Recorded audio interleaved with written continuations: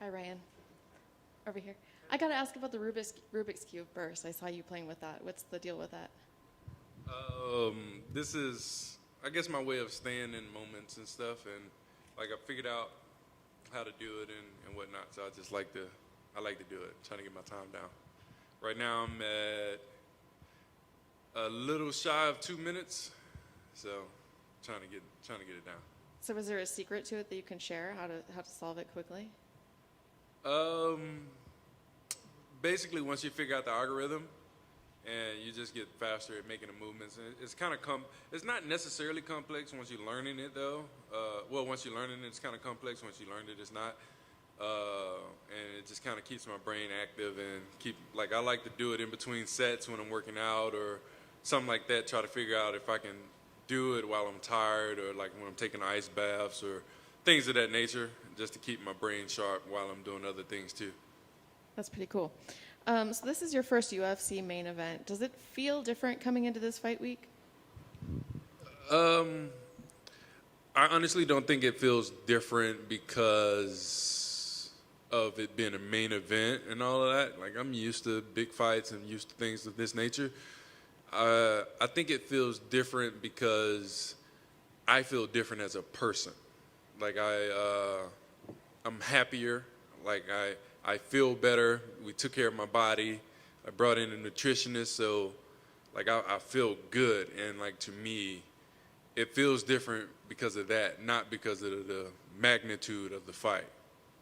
So you mentioned that you feel happier, which is kind of funny because one of my questions was about Anthony saying that you seemed angry. So can you kind of speak on that? Why do you think he thinks that? I think maybe the tone that came off, because it wasn't the fact that I'm angry when I said what I said. I'm not angry. I'm very, very happy. I have a lot of respect for him. I'm happy. I'm in a good place. Like, I've seen where this takes my family. Like, I've had a glimpse of it, like being able to take my wife on a trip. You got my ring? Oh.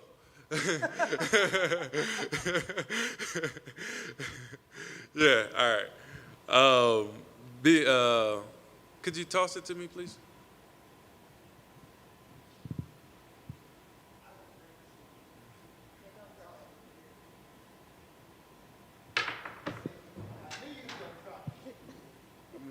I fight for a reason. Hey, look, that's why I want to make sure I put it back on my finger.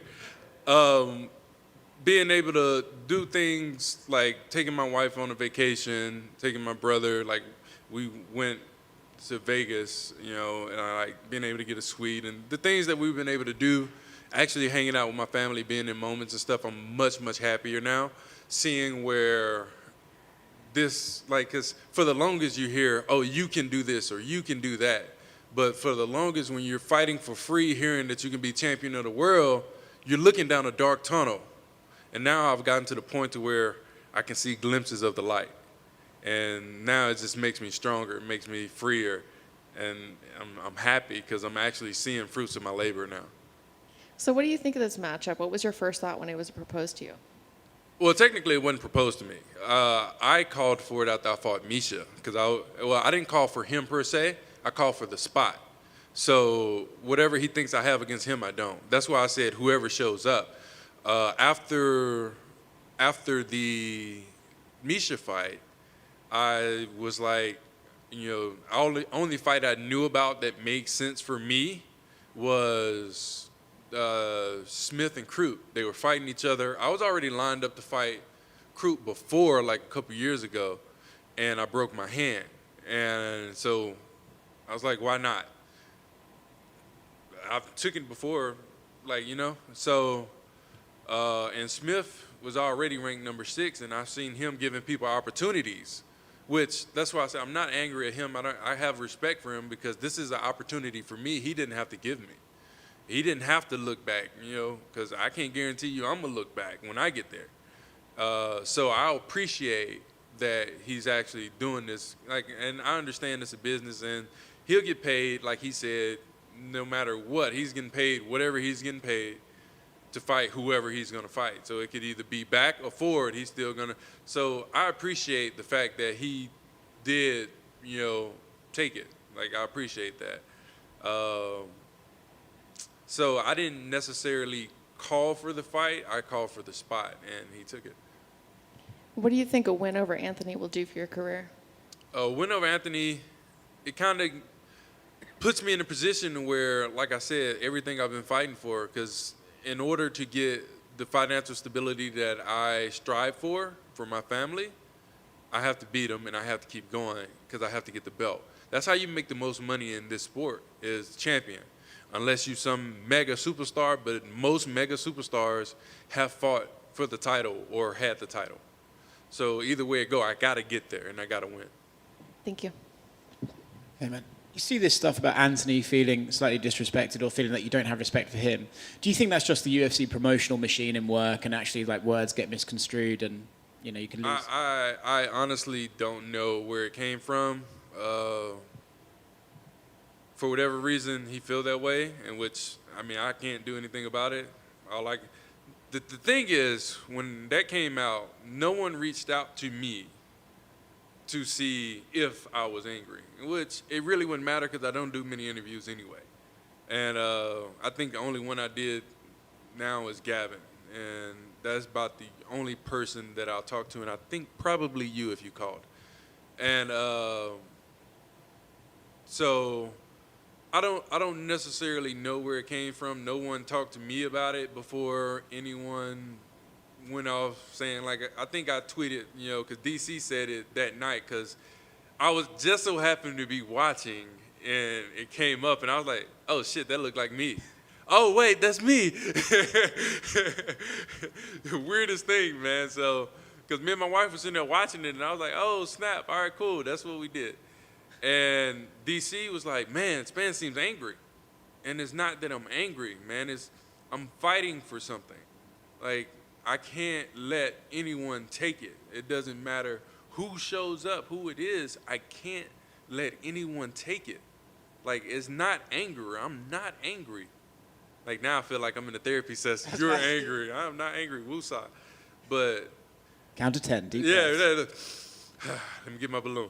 But I don't know where it came from. But it doesn't matter because it won't change anything. The result's still going to be the same. What do you think about him as a fighter, like in terms of his skills compared to yours? That old question. Honestly, okay, so I have to always explain this, which is I don't watch film, so I didn't get to see much. Uriah watched a lot of them before when they were both middleweights and stuff, so I was able to get some tidbits from people here and there. But other than that, I don't watch it myself, and I don't care to watch it. So I do respect the fact that he's been where he's been for as long as he have, because he has skills. He has to have skills to be able to maintain, to be at the upper echelon of where he's. When did he fight John? Who knows? A couple of years ago, 2, 3, whatever. Either way, 2? 2019. Yeah. So for him to still be here in the top, I don't think he've ever dropped below 10, maybe. And that I don't know for sure. I just think for him to be where he is, he haven't dropped far. So for him to be where he is, he has to have skills, and I have to respect that. This is not a sport that lends itself to longevity, right? Right. So cool. Thanks, man. I guess when you go in, I think a lot of people look at Anthony and think like, all right, well, he's either great on the ground or maybe he's going to try to test his hands out. When you were preparing for this, were you guys preparing for a guy that's going to try to either get you down the ground and try to do jiu-jitsu, or do you think he wants to try to stand and bang with you and to test his hands? I'm going to hold the mic. How you hold it? Yeah. I've never it's like a seen cigar that. or a fine sifter. I've never seen that. All right. I don't know what he's going to try to do, and I really don't care because it's not going to work. Right? The plan, if it goes according to how I've been seeing it, it doesn't matter what he do. It's not going to work. And when you think about the Ryan Spann now that's headlining a card, what's the difference of the Ryan Spann that's headlining this card and the Ryan Spann that headlined that LFA card years ago? It's night and day, man. I honestly, then, like we was talking about it, getting ready for this fight. Like, I don't know how you do that, man. Like, it's I know, now I feel all weird now. Throwing up my face. I just picked it up and it just casually went like this. Now you're making me second guess my life. like, what did I do in life to become him? Honestly, it's a difference, man. Like, I was talking to my nutritionist, Eric Pena, and I was talking to my strength and conditioning coach, Mike Scacia. He changed it. And you know what? Fuck it. No, I'm going back. We're in here. We're in here now.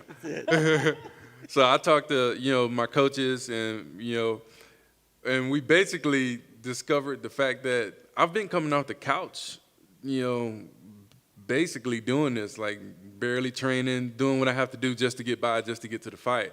See, now, like I've been posting, we've left no stone unturned. I brought in Eric Pena. I've been working with Mike Scacia, and it's showing like my body, like I feel good. I'm happy. I've been working on my mental game, and talking to a therapist. Like, I'm telling you, man, it's completely different. Like, it seems like, okay, June, it seemed like all of a sudden I became a different person. Like, I have memories of that. Like, I can watch me on TV and I'll be sitting and like, man, they don't really seem like me. Like, the memories of that stuff is more to me like memories of someone else being told to me, not like I was actually there. And I feel so much different now. And you kind of touched on it, and I wondered, how much of it is your growth? So it is. Would you say the majority of the growth is the mentality, the mental side? Because when I look at these fights, both you're going to come in physically prepared. Do you think it's going to come down to a battle of wills? Who's going to be willing to go further and push harder? That's going to get the victory at the end of the day? That is a very real possibility. That could be it. We'll see, but, it's hard to, I'm not saying he's full or he's not driven. Like somebody just told me, he had 3 kids and like I do and all that. So we're essentially fighting for the same thing, but at the same time, he's already been where I'm trying to get to. And it's things like that where it's like, I'm hungry. That is not anger that you hear. I dropped a lot of tears just talking about where me and my family then came from. I posted a picture where 2014 when I got married, me and my wife had like cheap busted up rings. It ain't not busted up, but I couldn't afford decent rings to even get married. Like now I was able to go and get her the ring she wanted. Like I was able to get me one. Like it just, things are changing and I have to beat this dude. I have to walk through him to get to where I'm trying to go, to continue to see these differences. And that's why I worked so hard like I did. I got a therapist, got a nutritionist, I'm with my strength coach. Like, I'm having to do what I had to do, what I should have been done, but now I know. Like, I'm too close now to even risk just trying to show up like I have been. Like, most of my camps have been just cutting weight, to be real with you. Like, it's just been cutting weight. We've trained and we train hard and all of that, but most of the time it's, what's your weight? Where your weight at? What's your weight? Get your weight down. What's your weight? Like, not, this is what we're going to do, which there is that, because, the general, Saif Saud, he makes sure to have that on point, but at the same time, for me, my focus has been weight, not how to perform. And, like, the therapist said, the key to peak performance is total engagement in your task. And now I've gotten to the point to where I can be totally engaged. Like I've noticed like my memories and things like would slip or I would forget things quickly or not remember things from the past, but at the same time I wasn't really there. Like I wasn't really there.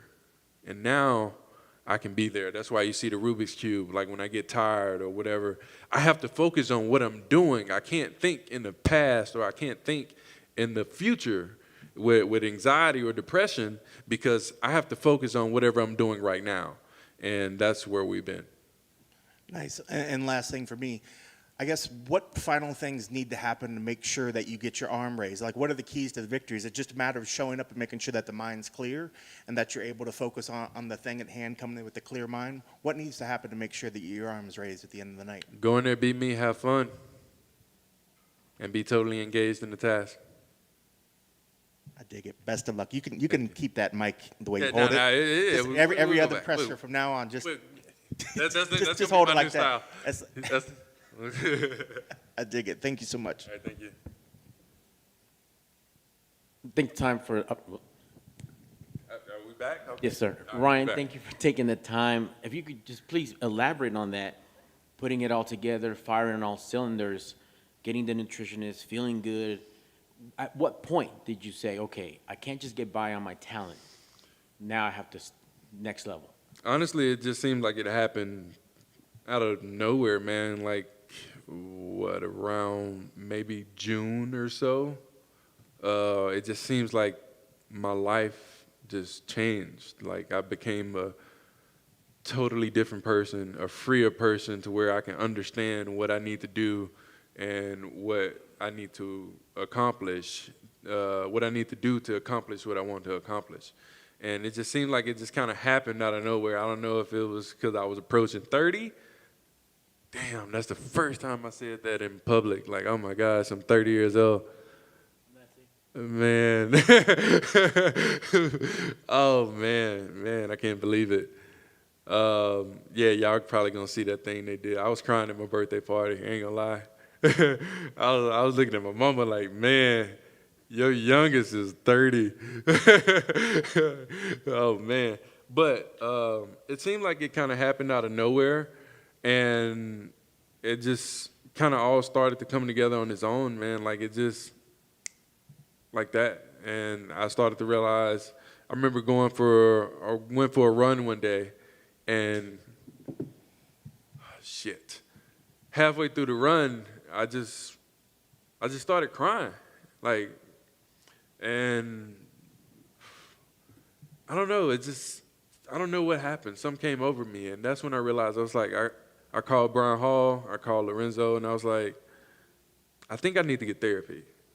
And Brian Hall, for anybody who don't know, is my coach out of Memphis, Tennessee, so law school MMA.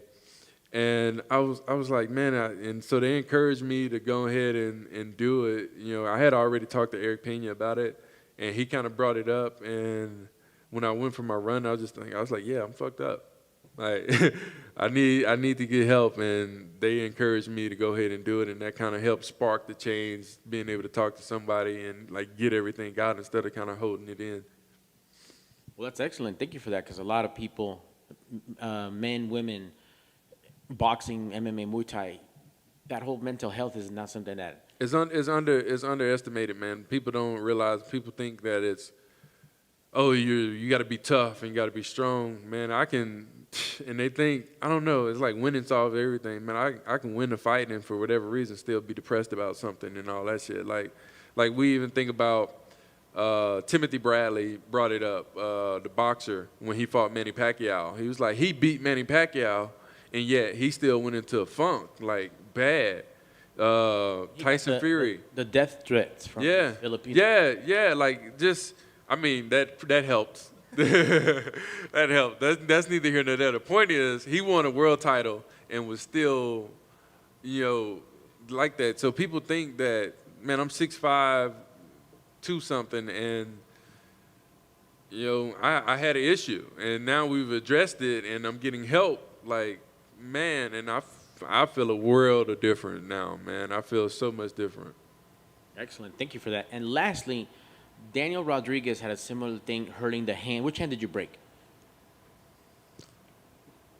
My left hand. Because he mentioned that once that happened, it forced him to step up his jab. What were the benefits you had being not disabled, but having to re-up with that one hand?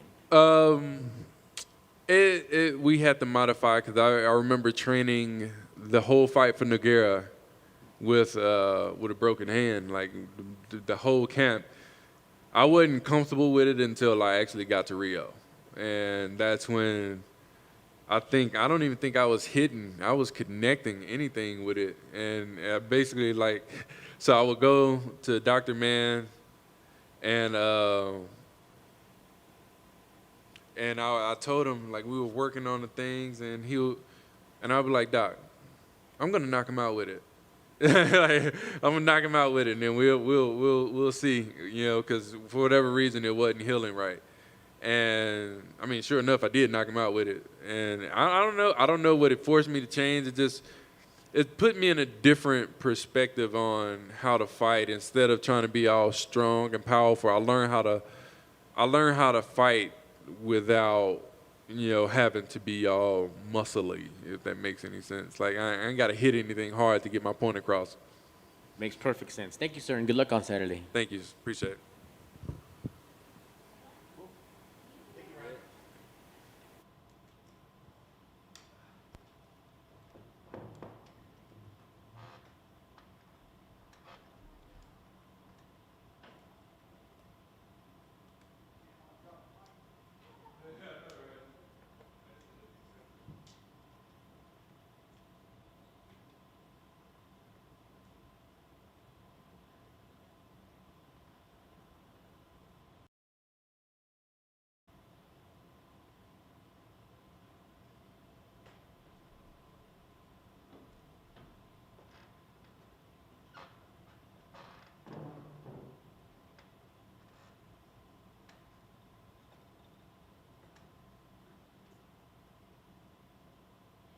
Zach, this isn't on a dimmer, right? It's just on off, right? Yeah, just on off. Yep.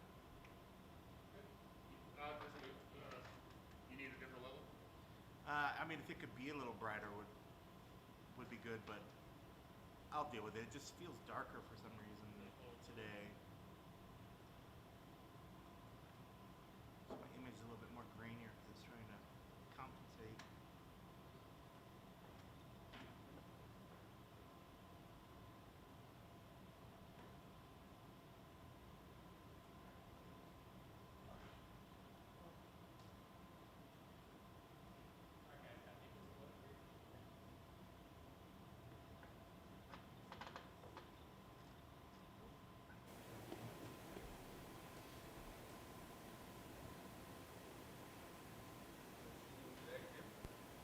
You can look at anywhere. You can just look at whoever asks you a question, but I wouldn't mind you just verifying it.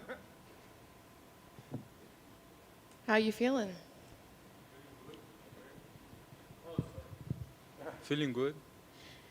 So how does this fight week feel different than any other? Is there any difference this fight week than the last? Feels way better now I'm in UFC. Yeah, feels when you're on contender, it's like you're not in UFC. They almost say you're not in UFC. now I finally made to UFC, to the UFC. So how has this fight camp been different now that you're in the UFC?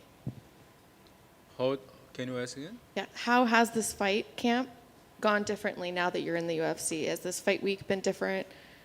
You know, how does it feel? Oh, it feels great. Now I have the support from the UFC PI, and I think it's going to be even better to make weight with the support from the PI, and feels like my dreams is coming true. I've been trying to get in UFC for 10 years, and finally I'm here in UFC, about to do my UFC debut, and I'm coming to show the world who I am, and I'm coming hard. So how has the UFC PI changed how you train as a fighter? What are some of the benefits that you've taken from that? Oh, everything, the PT, the nutritionists, a lot of things, way better now, way better now. And my fight on Dana White Contender Series, I took the fight on short notice. This time I had a long time to prepare myself. I moved to Colorado, and I've been training Colorado since February, so like 7 months on the mountain. They say the Great Mountain, and I'm ready for anything. I was ready for Jim Miller, and they changed the opponent last hour because Jim Miller got COVID, but still the same mission. I'm still ready, ready to rock, and let's go. So the decision to train in Colorado, was that due to the altitude? Was it the gym? What was the reason for going there? Was the coach Mark Montoya, and the altitude's great too. In the beginning, we feel tired. It takes a little bit to get used to the altitude, and also it's like a team full of killers, and has like more than 10 guys in UFC that train over there, and plus so many other guys that are like UFC ready. They just not in UFC, and every day was like grinding, like sometimes training 3 times a day, and damn, it was crazy. So tell me about the matchup. How do you feel about your opponent? How I feel about my opponent? I feel like he's a young guy too, just like me. He seems to be a strong guy, and is his UFC debut too, and I think it's going to be a good fight. Thank you. Nikolas, the only thing for me is, what do you need to do to make sure that you get your arm raised? What are the keys to victory for you to make sure that you win that night? It's like if I think what I have on my mind now is like I'm gonna win no matter what, even if I have to leave the cage in a wheelchair. We say that a lot of times, that a lot of the fights comes down to the mentality, what one fighter is willing to go through more than the other. Do you feel that your mind is stronger than your opponent's? Damn, my mind will always been like that. I'm not just a fight. I'm not just a. They say sometimes they say, "Oh, this guy is like an athlete. He's not a real fighter." I think I'm not just an athlete. I'm not just a fighter. I think I'm a killer. And how much have you grown since the Contender Series to where you are now, getting to make your full-on, I guess, UFC debut? Have you grown as a fighter? Are we going to see something even bigger and better than what we saw in the Contender Series? Yeah, I feel like my game improved a lot on Factory X, on the 7 months in Colorado, and I think you guys are gonna see a better fighter. Best of luck. Thanks. Tudo bom, Nikolas? Tudo bom? E aí? Opa, fazer em português aqui. Queria que você falasse em português, por favor, como foi essa mudança para o Colorado, de onde veio a ideia e como foi o treino lá, né? A mudança para o Colorado foi ideia do meu empresário. Ele tem um relacionamento bom com o coach e ele falou, pô, vai lá pelo menos ver como é que é e tal. E eu gostei, sinistro lá. Pô, caraca, eu nunca treinei tanto e eu acho que eu tô mais que preparado agora. Treinei muito, cara, treinei pra caralho. Essa mudança de rival aí, meio que em cima da hora, né? Mudou muita coisa? Que tipo de ajuste foi preciso fazer ali na estratégia? Eu acho que não mudou muita coisa não, porque ele também é um cara do jiu-jitsu, um faixa preta de jiu-jitsu, e praticamente a mesma coisa que o Jim Miller gosta de fazer, que é mais jiu-jitsu e grappling. Então, acho que não mudou muita coisa não. A única coisa que mudou é que o Jim Miller era canhoto e ele é destro. E eu acho que o Jim Miller tinha mais velocidade, era mais baixo. Esse cara que eu vou lutar agora, ele é mais alto e ele é um pouco mais pesado. Ele tem lutado de 170, né? Tem lutado de meio médio e agora está vindo lutar comigo de peso leve. E eu acho que não mudou muito a estratégia, não. Maravilha. Você conquistou o contrato no final do ano passado, faz quase um ano que você não luta. Para alguém que chegou nesse momento, depois de 15 lutas, assinar finalmente com o UFC, e aí ter que esperar quase um ano, mudança, treinamento em outro país, a ansiedade, qual foi o ponto-chave para conseguir lidar com a ansiedade nesse período? Eu acho que essa parada, antigamente eu acreditava nisso de quando o cara fica um tempinho sem lutar, vai sentir alguma coisa. Eu acho que não existe isso muito não, porque eu tô vendo alguns caras aí que ficaram às vezes 3 anos sem lutar e estão em final de torneio aí já e deu um pouco de ansiedade mesmo no início para minha estreia. E eu acho que foi por isso que eu acabei me lesionando também, eu exagerei, não descansei certo e eu aprendi com esse erro E agora não tenho ansiedade não, só tenho confiança e eu sei que eu estou pronto. Maravilha. Minha última pergunta, então, Nikolas, por favor. Para a sua estreia, qual é a marca que você pretende apresentar? Qual a marca que você pretende deixar como assinatura para o legado que você vai construir no UFC? Se você tivesse que mandar um recado para os fãs que vão te conhecer nesse fim de semana, qual é o legado que você pretende deixar? É o legado que eu sempre deixei. Eu tenho 2 vitórias e 8 delas são por nocaute. E esse é meu legado. Eu sou violento, violent.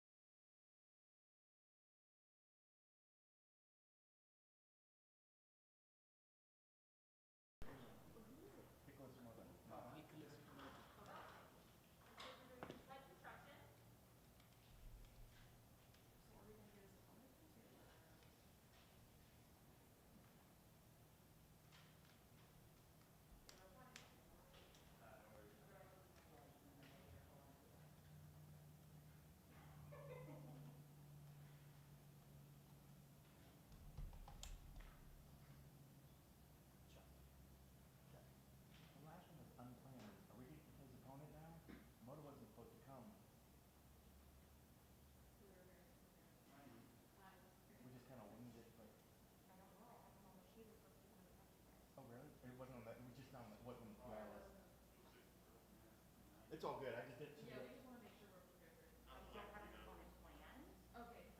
is better for sure. You just raised that bump it up a little bit.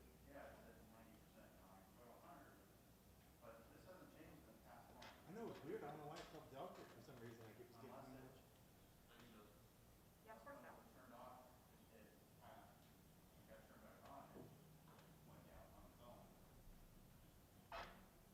It looks brighter. When I look at, I don't know. You're okay.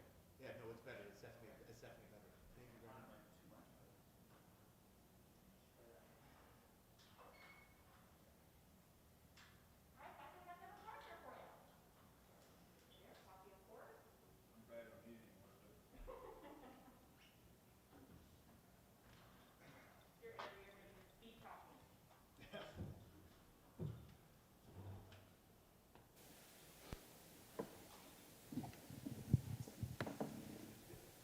Hi, Devin. Good to see you back. Hey, good morning.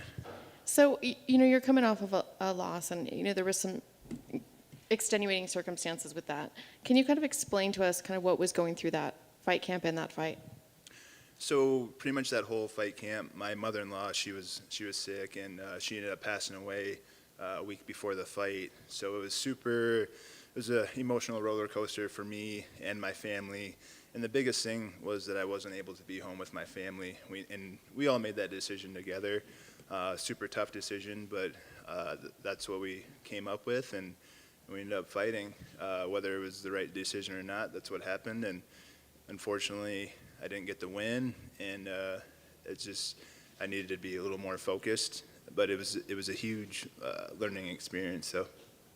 And we're dealing with a fighter who Nasrat's mother just passed as well, and he's announced that he's going to continue to fight. I'm wondering if there's any advice you might have for him, or maybe something that you didn't know going in that maybe he's going through the same sort of thing. Maybe some message you can give to him. Just to try to focus as much as possible and not have any hard feelings for yourself for fighting. Not to feel like it's a selfish move or anything like that, and just try to fight with a whole heart, knowing that his mother would be proud of him.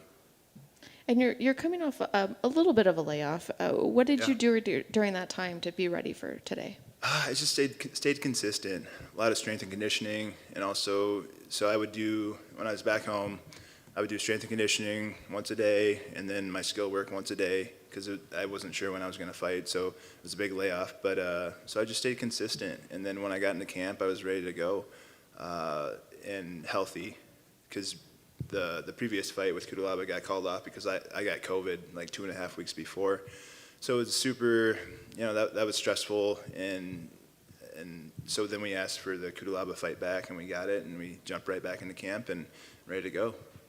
So when you had COVID, did you feel effects of it? Did you really get sick, or was it more just you tested positive? And Yeah, I got a little bit sick. I have asthma, so it affected me a little bit differently. My asthma was it just wouldn't go down, and then chest pains along with it.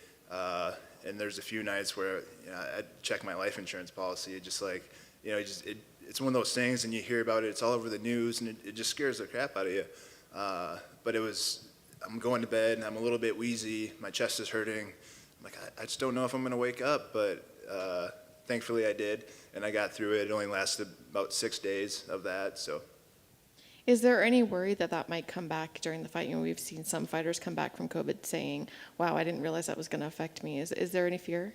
No, I've been training really hard, and I've put my body through the tests, and also there's a lot that the commission and the UFC have you do to make sure that you don't have any complications. All the heart tests and cardio tests and all this, I've done every test possible to see if there's any damage or any long-lasting effects, and so far we're good. Even my asthma's not affected from it. Was there additional testing because of COVID, or is that just the normal testing? No, there was additional testing, and they're doing a good job making sure everybody's safe and fighting safe, and that's one of the things. So there was definitely additional testing. So talk to me about the matchup. It sounds like that's something you really wanted. Why was it so important to you, and why is that a fight you really want? It's a fun fight for me. I haven't really come across too many guys in the UFC, too many of my opponents that are disrespectful before the fight, and in Cutelaba's case, he's kind of a bully, and he needs to be a bully in order for him to feel confident in his fight. He's got to do something to intimidate his opponent, and I'm welcoming that. Like, let's go. There's nothing more that I would love to do than bully a bully. I hate bullies, and to me, that's what he looks like, and I just feel like he's a little bit insecure, and like I said, he needs to do that for himself, just because of the lack of confidence. There hasn't been any bullying yet? You haven't run into each other at the hotel or anything? We haven't run into each other yet, and I haven't really had any contact with him, and there's been no back and forth. But I know what type of guy he is, and I know what he's gonna plan to do something. So for that reason, I already don't like him, and I'm gonna keep that animosity whether he is or not. And I'm sure, knowing his style and the type of guy that he is, it'll probably be on site a little bit of a little animosity. Do you feel like when you go into a fight where you have animosity with an opponent, it gives you a little bit of an edge, whereas maybe you would go into a fight with somebody you respect? Yeah, I kind of like it, and I haven't had to do it in a long time, and everybody that knows me knows that I'm kind of a overly nice guy, and sometimes a lot of the people in my corner are like, you just need to be mean, you just need to be a little more mean, but it's really hard for me to genuinely do that just because of how I am, especially if the other guys being respectful. But also, if you know me, if you mess with me, I can get pretty ugly. I can get ugly too. I got that stowed down deep, but it will come out. And if you disrespect me, disrespect my family, I'm coming for you, and I'm coming for blood. Thank you. Thank you. You mentioned when you were looking at the life insurance policy and all this other stuff, and it is serious, but once you reach that point where in your mind it becomes a life or death sort of thing, when you get back and you get beyond that and you get back to fighting, how has your mentality changed when it came to training, preparation, just taking in the whole moment? How has it all changed after that moment has passed? Just staying consistent. I knew that was a little bit of a setback, and I knew that I needed to stay consistent and get going and not take any more time off than I already had. And because a big thing right now is being healthy is a good way to fight COVID. Yeah. And so I just wanted to be as healthy as possible, get a little weight off, stay busy, stay active, and just keep the mind sharp, keep the mind healthy. And it's been really good so far. Stress-free camp, doing it that way. since I was so active in the off season, even after COVID. I was able to get in camp and not stress about the little things that I have before, especially cardio and, am I going to be ready by that time? Am I going to lose muscle from my weight cut or anything like that? It's all just been pretty smooth and just a ready feeling. Would you say that you're coming in more motivated than ever? Yeah. It's been a long layoff, and then the opponent, Cutelaba, adds to it. I want to hurt him. He's just one of those guys you want to punch in the face, and a lot of the fans think the same thing, just because of his pre-fight antics and the way he carries himself. So yeah, it's definitely motivated to put some fists in this guy's face and finish him. I know, speaking of the antics, usually we always see that, at least first when it comes on weigh-in day or face-off, the first time you actually get to face off. Are you expecting that he's going to come out and have some sort of either over-aggression during the face-offs, or would you be surprised if he didn't do something? I'd be surprised if he didn't, and then, it's just one of the things. He's done in every fight, so it'd be super surprising if he didn't. And if he didn't do it, that's a win in my book. So, and I know he's not going to let that happen. So, yeah, he might need to be ready too, though. You know what I'm saying? Yeah. Like I said, I don't lay down for nobody. I don't run from nobody. You mess with me, I'm doing my thing. I think when a lot of people look at Ian, they think that there's an initial rush at the beginning of the fight. He bulldogs forward, he rushes forward, he tries to press his opponent really quickly. Is that kind of what you guys are expecting? Is it just a matter of weathering the initial storm, and that eventually he'll wear down, and then you can establish yourself? Yeah, he'll definitely come out strong. That's a guarantee. I'll probably come out strong too. So it's going to be a heavy first round for both of us, and we'll see what happens after that. This fight's probably going to come down to who's got the more guts, and who wants it more. And I know that I've trained for it, and we trained to win, and I'm pretty confident I'll come out with the W. And with having the layoff, and then now having a guy that you really want to punch his face, is there any chance that there might be a danger to keep your emotions in check, to not go out and go too hard initially? No. I've been doing this kind of stuff a long time. I started wrestling when I was 7 years old, so I've seen every type of athlete there is, every type of mentality and style. So there's a certain way to go about it with that, with a little bit of anger, but also focus. Focused intensity is super key for this fight. And I guess you kind of answered there. Last thing, what needs to happen to make sure they get your arm raised? Is it just maintaining that focus? Yeah, maintaining that focus and just putting a hurting on him. Just make him wish he didn't take the fight. I really want to humble this guy. Yeah, that's a big thing for me. I'm a decently humble guy, and this fight's allowing me to kind of step out of my normal and have a little more attitude, have a little more chip on my shoulder, and who knows, this could be a thing that's going to start setting me apart in my future fights.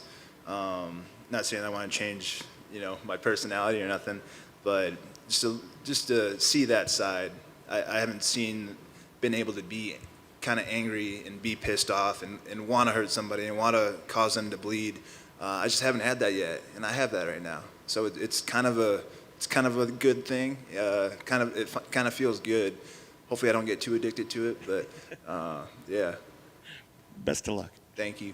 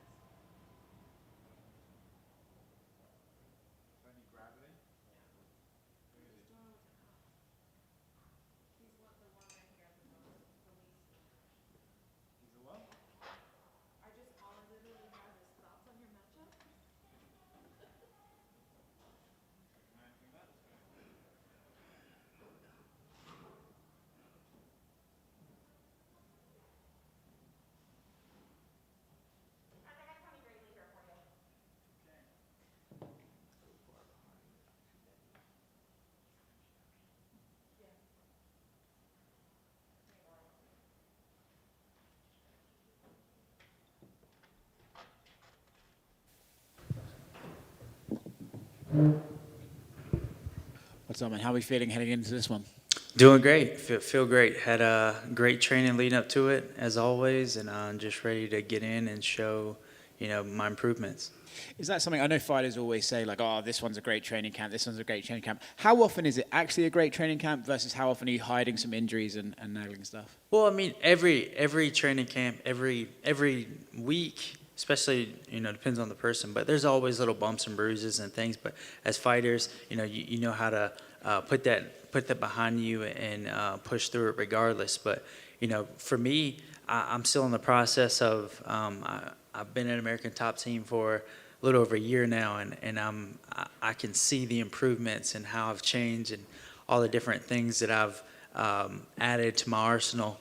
And, when I say it, I'm getting better, I truly believe I'm getting better, and I'm just ready to show everybody what I'm capable of doing. Is that a cool experience, right? Because I'm sure as you're a younger guy training and fighting, you think, oh, I'm unstoppable, I'm unbeatable, I'm amazing. And then you go to a gym like that, and then you're around killers and you're around these amazing top-tier guys that you think, oh, there's really is levels to this, and I can see the progression I have to make. Is that a cool experience? That's exactly right, and it's an amazing experience. When you're a small fish, a big fish in a small pond, it's one thing. But when you become the little fish in the big pond. Now, when you start getting these killers like Pedro Munoz, Marlon Moraes, Alexandre Pantoja, and other fighters that aren't in the UFC right now, like Kyoji Horiguchi, Adriano Moraes. When you train with those guys every day, you're gonna take some bumps and bruises, but you can see the improvements, as it goes on, and you guys are pushing one another. So, and it's great to feed off one another. All those guys are coming off of big wins, and some coming off losses, but still really good performances, and just getting to feed off of that energy, and to I look up to those guys and take bits and pieces of what they've taught me, add it to what I do, and it's going to make me more successful. I'm sure, especially at the beginning, there are days where maybe you don't win the sparring matches, right? I'm sure there are days where you're like, God. But so how hard is it to go back to the gym the next day knowing, like, I'm taking some licks today? But then when you start, like, matching them or even getting the better of them, how much motivation do you take out of that? Like, oh, I can see the progress that I'm making. It's not that hard for me, because that's the reason. That's why I moved to American Top Team. I want to lose rounds. And I've lost plenty of rounds. I've lost plenty. I've won some, and when you lose a bunch and then you win some, those wins that you get, it feels much better. You can. That's when you really see the improvements. And even when you're losing a round, you can still see improvements. The margins of losses in those rounds get smaller and smaller and smaller, and then every now and then they swing towards your favor. But for me, it doesn't really hurt me. I come home and I'm like, man, I didn't feel too good today. I tell my wife, I didn't do too well today, but next time I'm gonna get them. And it's great. That's why I moved there, to take those losses. That way, I'd much rather lose in there than go out in the cage and lose in the octagon. Losing, and it's not losing, it's sparring, right? But losing to those guys at that standard you're still going to do better than against the guys in here, right? Just last one from me. What would you say is the biggest thing you've learned, whether it be technical, mental? What's the biggest thing you've learned from being at this gym? I think the biggest thing is just learning, continuing to be a sponge, learning what works for you, what works best for you. And the biggest thing for me, the older I get, even though I'm still young, just learning how to recover, the best ways to recover, things that are good and bad for your body, things that I used to do that I thought was fine, and now the older I get, the harder I've been training, the more I realize that maybe I need to get rid of some of those things and do other things. So recovery, sleep's a big thing, and just making sure that once you have a hard day of training, going back home and recovering and preparing for the next day. Thanks, man. Thank you. Hey, Tony. This fight was supposed to happen in April, and it didn't happen. I'm curious if this fight was something you really wanted, and that's why it happened now, or did it just happen that way? Can you give me the? I guess a little bit of both. I think this is one that the UFC really wanted, and I wanted this fight as well. Especially you get your idea on fighting somebody, and you picture, you're visualizing what you're gonna do and things like that. So, I wouldn't say that if we didn't fight, it would be a waste of that time, you know, because either way, when I'm training for me, to better me, and to be the best that I can be, regardless of what person's in front of me. But I wanted this fight, and the UFC also wanted this fight, so it happened. I'm glad it, you know, ended up happening. And you went on to fight and win, and he's still been sitting out. So do you feel like that's a little bit of motivation there, that you've got to win in the amount of time that you guys were supposed to fight last? I guess I haven't really thought of it that way. You know, I've just been kind of focusing on, you know, my journey and my activity. And, you know, the more active I am, the better it's going to be for me. So, you know, I don't know how it's going to be for him. I don't know if that inactivity is going to be a negative or not. I hope not, because I want him to be his best when he comes in there. So when it's all said and done, when my hand's raised, there's no excuses for, you know, why he didn't perform to the best of his ability. Now, was there any difference in the first time that you trained for him versus now? Was there any changes you made, or was it just the same game plan, or anything different? I think everything, the game plan, everything's the same. More for me, I don't really game plan as much. I guess I train to, you know, make me the best no matter who's in front of me. And, you know, I think the biggest difference is I'm continuously progressing. And the longer that I'm at American Top Team, the better I'm going to get. So the more time between, you know, when he prepares for me, he's preparing for somebody that he saw fight 6 months ago. So 6 months is a huge time. And in that 6 months, I've gained a lot of knowledge. I've become a much better fighter, and you know, I think just the time between my last fight and this fight, the biggest difference is just my constant progression. Thank you. Thank you. Tony, thanks for taking the time to talk to media. No problem. Thank you. Yes, sir. On that progression, you've evolved as an athlete. Your progress is there as an MMA fighter. But what clicked that you said, okay, I need to make this move because I am no longer like, what again, just what helped you get out of that mindset to where you thought, like, all right, this is as good as it gets, and clearly that wasn't the case? So you mean like as far as moving to American Yes. Top Team? So it was a tough decision. I was really close with my old coach in Virginia, so it was a tough decision to make.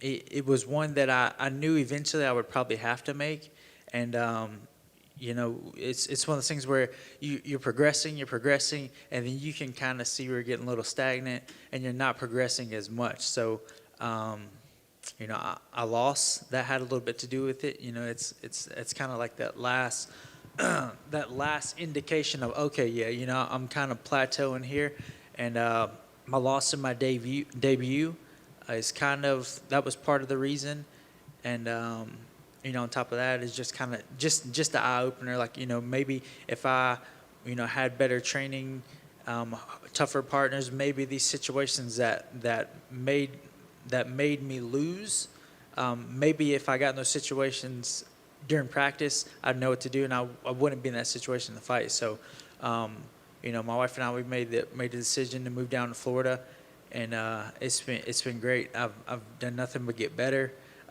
Met a lot of great people, a lot of people that I used to look up to and still look up to before I even got there. So it's still surreal to me that, you know, I'm there amongst so many really good fighters, and just continuing to grow and learn from each of these guys and coaches, and helping better myself.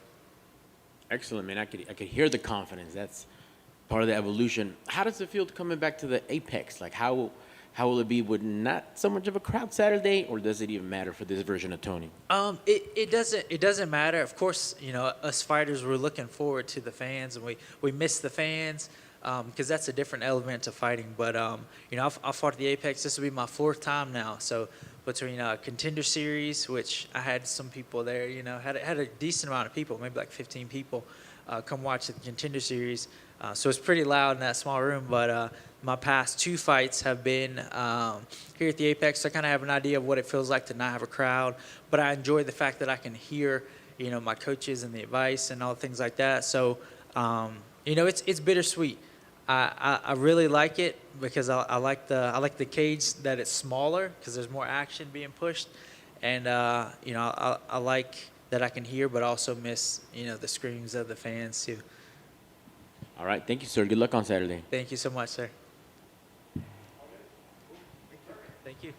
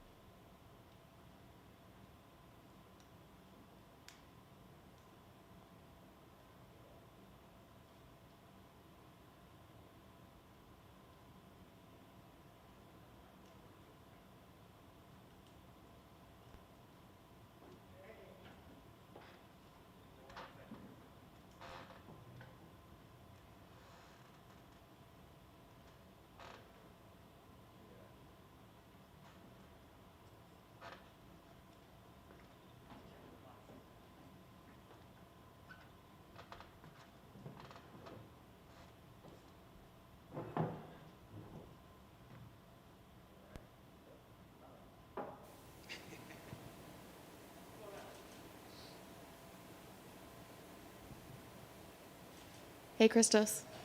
What's up, Amy? So a lot has changed since we've seen you last. You're married, moved to Florida, brown belt, new gym. Are we going to see a different fighter as well? Definitely, definitely. A lot has changed, and it's only changed for the good. You can see the same type of fighter and a different fighter all in one. Developed a lot better skill set. My abilities are getting better every day. Especially now that I'm at Sanford, I'm going with a lot of tough guys, a lot of big name fighters and guys from all over. So it's definitely helped me develop a better skill set. But I got the same will, same heart, and same in a lot of ways as well. So you're definitely going to see a better, improved fighter. So what was the reason to move to Florida? Was it a fight-related decision, or was it, personal decision? A little bit of both, To be honest, it was actually for my wife. She got an opportunity with her job. They asked her if she wanted to move to Florida to, take some of the territory down there because they don't have anybody.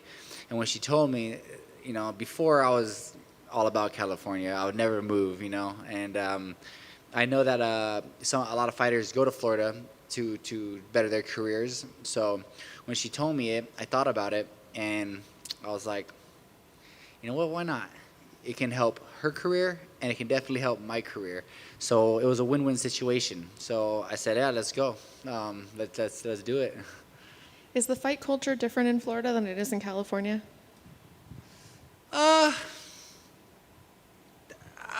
Not really. I don't think it's much different. The gym that I'm at's different because just the level of competition in there. But as far as the culture, it seems all about the same.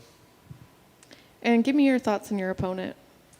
My thoughts on my opponent, Arman. I think he's a very talented fighter. I know there's a lot of hype behind him. I know he's good, obviously. He's number 14th ranked in the world, so nothing bad to say about him. But this is my time.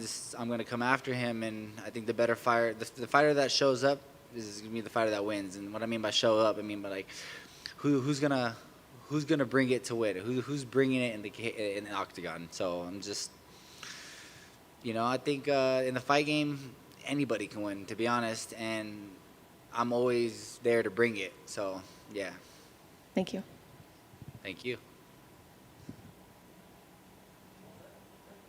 That's it.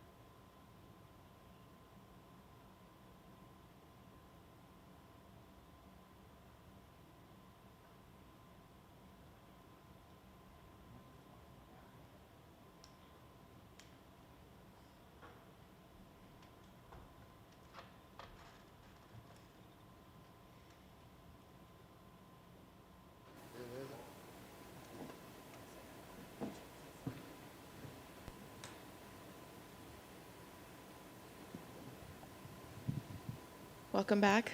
How are you feeling? I'm great. Thank you. Hello. Yeah, I'm great. Thank you. So, how important is this win for you?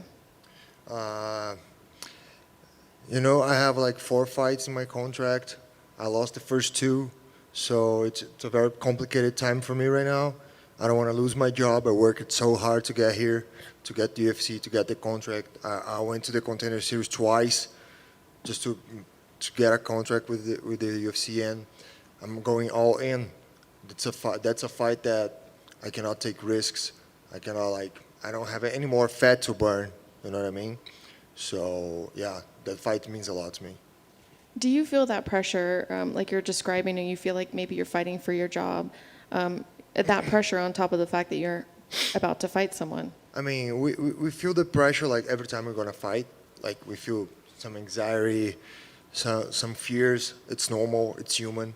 But I believe that once I step in the cage, I just forget everything. I just go to my zone, you know, and do what I've been doing for these past 2-3 months to get to this point right now. So I don't think they fight, in the actual fight is gonna be a problem for me whatsoever.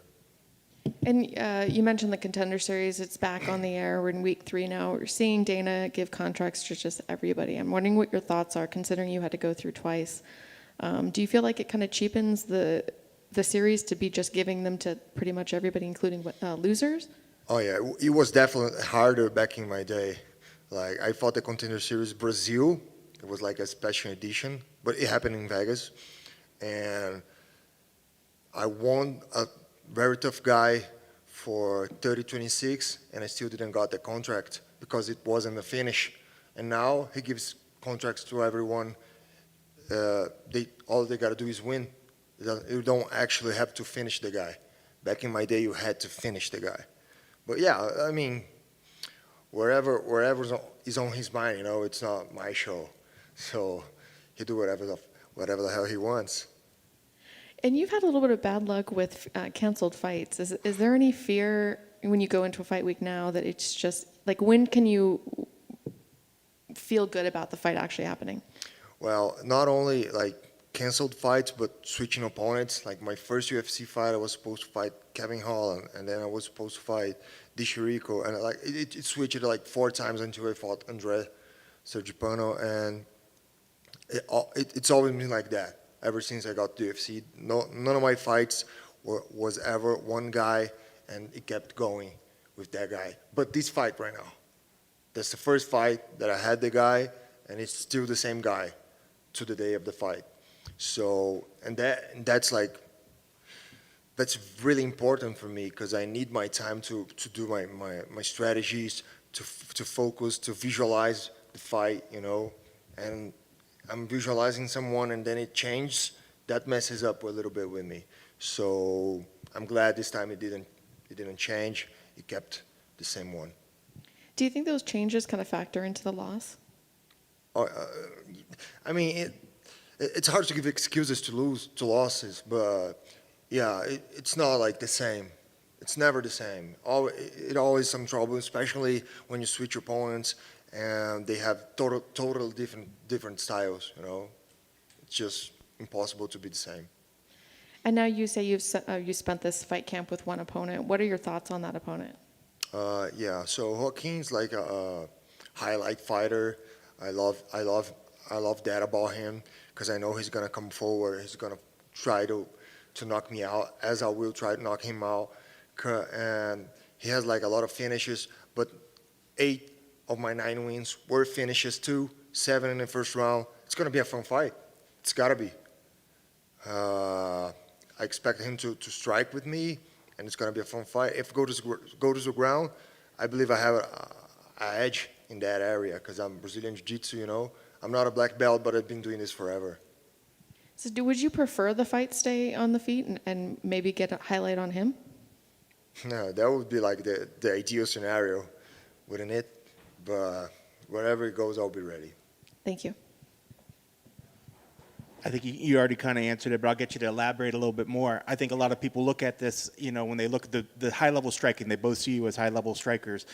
But do you think the jiu-jitsu is, I mean, a lot of people might say, hey, this is a jiu-jitsu versus a striker, because your jiu-jitsu is decent. We've seen really good things. So is that the biggest part? Is it too easy to say that's the game plan, is that you're going to try to get him to the ground? That is definitely not the game plan. I mean, if I have an opportunity, I will definitely take him to the ground and I'll make the most of it. But I don't have like that set in my mind. But I know if it goes, I'll have the edge on that area. But you guys all saw my fights. I never look for takedowns. It's very hard, very unusual for me to look for takedowns. So I expect this fight to be on the standing.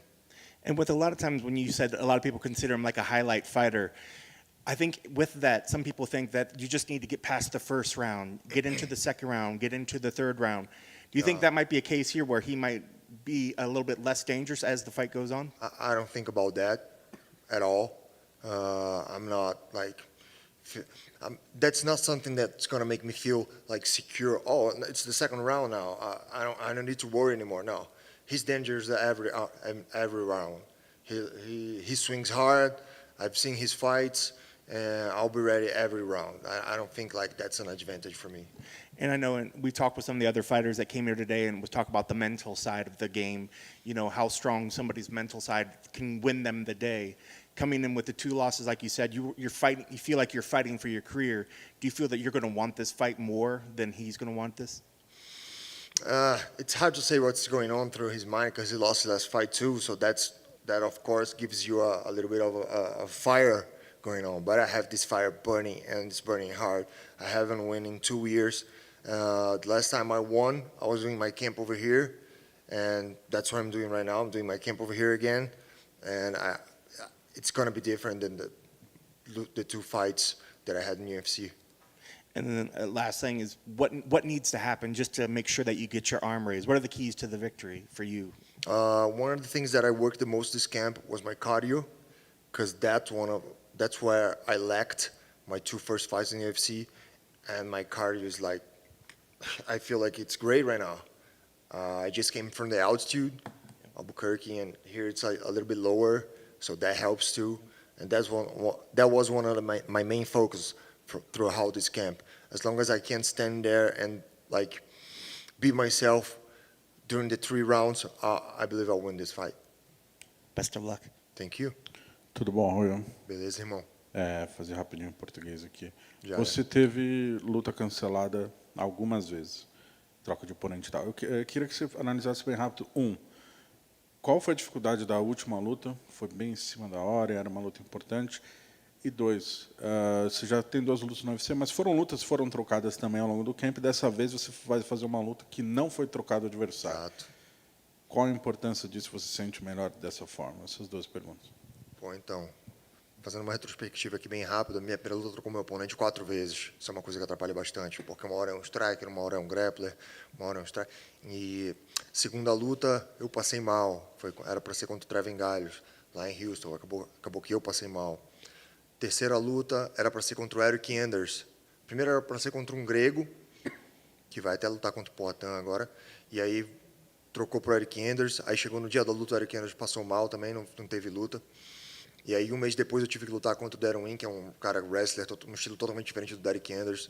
E um mês depois, acabou não dando tempo para me preparar da forma correta. Dessa vez, não. Dessa vez é o Buckley, e continuou sendo o Buckley, não mudou. Eu fiz o meu camp aqui, fiz o meu camp todo aqui. Como eu fiz também para lutar contra o meu último oponente, que ele acabou saindo da luta 10 minutos antes da luta. Desculpa, qual é o nome dele? Enfim. Mas eu acredito que isso é um fator muito importante, e o fato de não ter mudado o meu oponente durante esse camp todo vai me ajudar bastante e vai mostrar no dia da luta. Certo. Você mencionou que você tinha 4 lutas. Você assinou o primeiro contrato com o UFC para 4 lutas. Certo. Você perdeu as 2 primeiras. A pressão, e trabalhar com a pressão da necessidade da vitória, você sente que a vitória é mais importante do que nunca nesse sábado? Sim, com certeza é uma das lutas principais da minha carreira. Eu vou lutar com toda a garra, com toda unhas e dentes, porque figurativamente falando, claro, porque eu preciso muito dessa vitória, eu quero manter meu trabalho, eu quero ter uma carreira longa ainda no UFC, e eu acredito que eu tenho potencial para estar aqui, que eu mereço estar aqui. Se eu não merecesse, eu não teria nem chegado. E com certeza, eu tô perdendo essa luta. Talvez eu já até esteja com a corda no pescoço, mas perdendo essa luta, eu com certeza vou estar. Última pergunta, então. A gente acompanha a sua carreira, eu sei que você venceu, eu estava nas 2 vezes que você venceu no Contender, inclusive na primeira você foi o único da noite que não foi contratado naquele episódio. E foi a luta mais movimentada. Pois então. E passado isso, depois dessas 2 lutas, alguns fãs que te conheceram depois, assim, só na sua performance do UFC, se questionam por que você estaria no UFC. E aí eu gostaria de aproveitar esse espaço e olhar para a câmera, por favor, e se apresentar o porquê você acha que você não só merece, como vai continuar no UFC. Mandar um recado para os fãs que ainda não te conhecem. Fala, galera do Brasil, galera do mundo todo. Eu queria dizer para vocês que o atleta Antônio Arroyo ainda vai se mostrar no UFC, ele ainda vai aparecer. E, se Deus quiser, vai ser essa luta. Com certeza vai ser essa luta. E, com certeza, quem não acompanhou o Contender Series, vai lá dar uma olhadinha, olha minhas lutas no YouTube. Eu sou um atleta totalmente diferente do que eu fui nas 2 primeiras lutas no UFC, e eu vou mostrar isso agora para vocês. Conto com a torcida de todos, dia 18 de setembro, UFC Fight Night, Las Vegas. Os.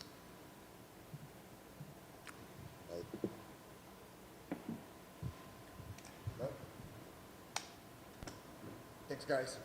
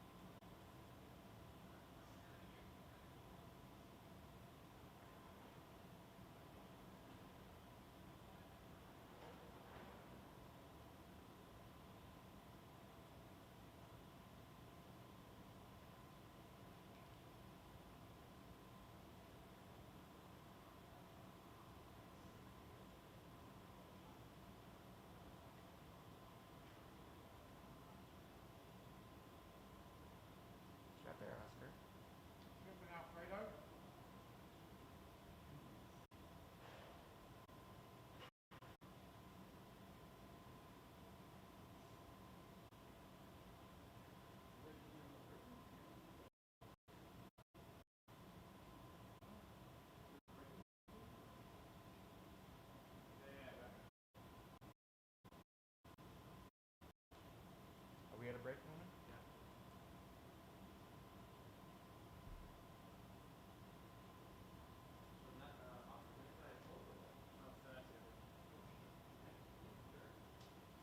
When's the next one? 12:30.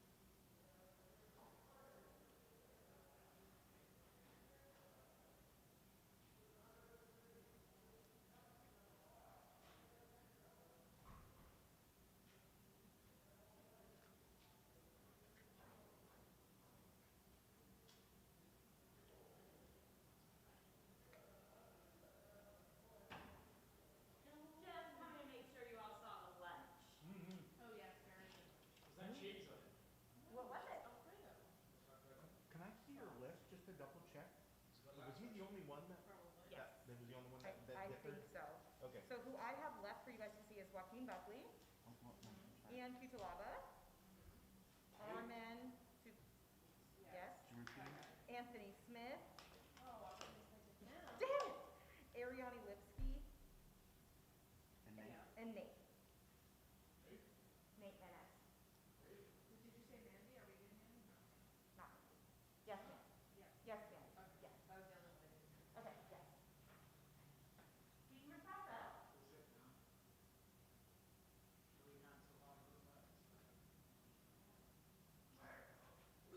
I was just gonna say, you're gonna be the one that throws up. Well, so she's scheduled, hey, I'm sorry, Chelsea, she's scheduled at 12. How long? But he was saying next person was 12:30. When do you expect the next person? That guy walking through the door right now. Yeah. Chelsea behind you. Is that one of them? That's one called Johnson. Okay.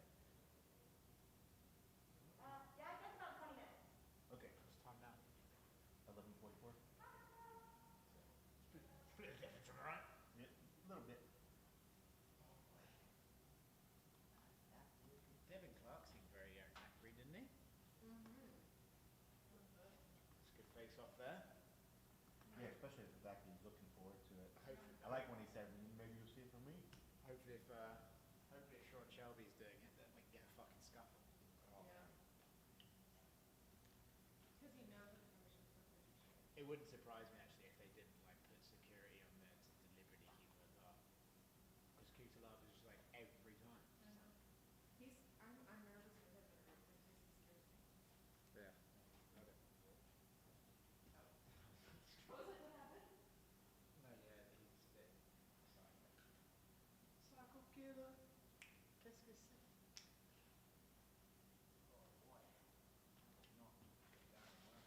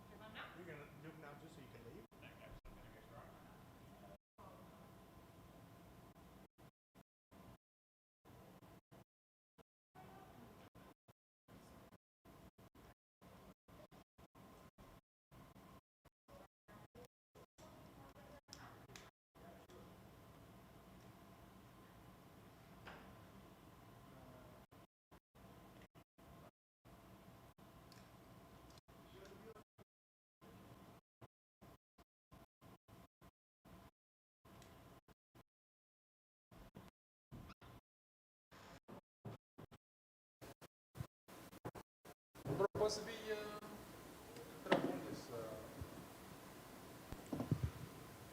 Păi, bro, dar poate îmi faci aici niște poze. Poate vii aici unde o să te aud. Da? Ok. Welcome back. It's been a little bit of a rough patch this last few fights. What have you done to kind of ensure that that doesn't happen again this time?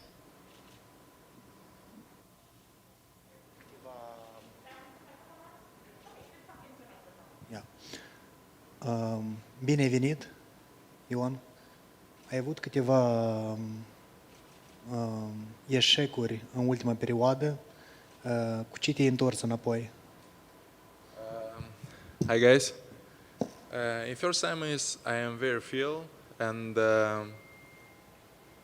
my next fight I have a new plan, game plan, and I'm ready.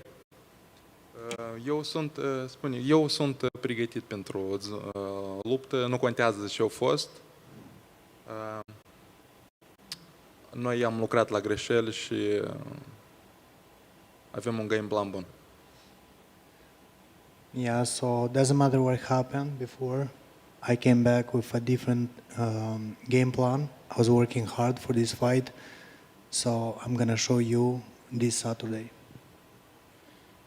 We talked to your opponent already. He had some things to say about you, called you a bully, is expecting something to happen at the face-off. Can you kind of comment on that and his thoughts?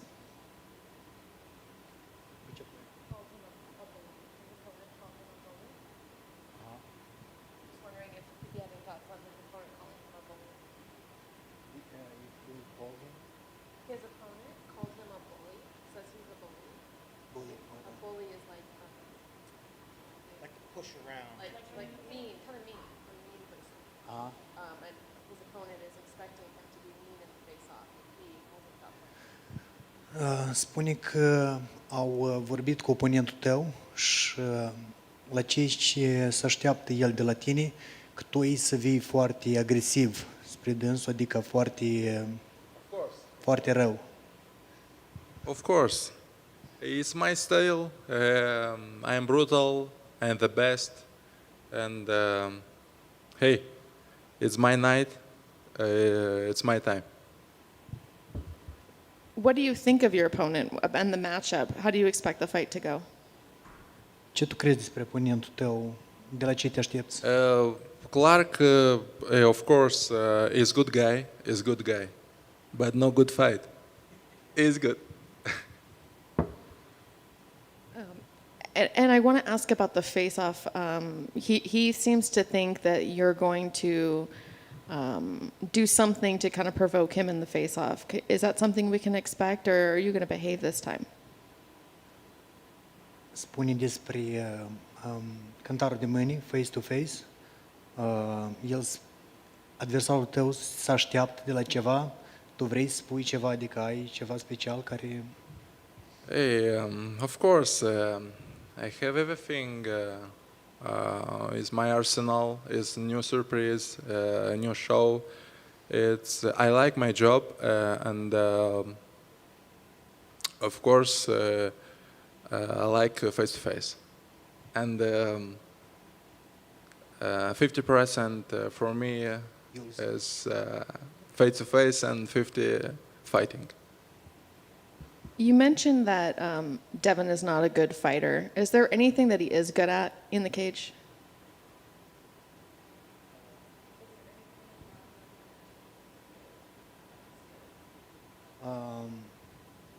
Despre oponentul tău, tu știi ceva, adică ce tu crezi despre este? First time I am Junkie. Yeah, is Clark is a good fighter, and for me is very good fight.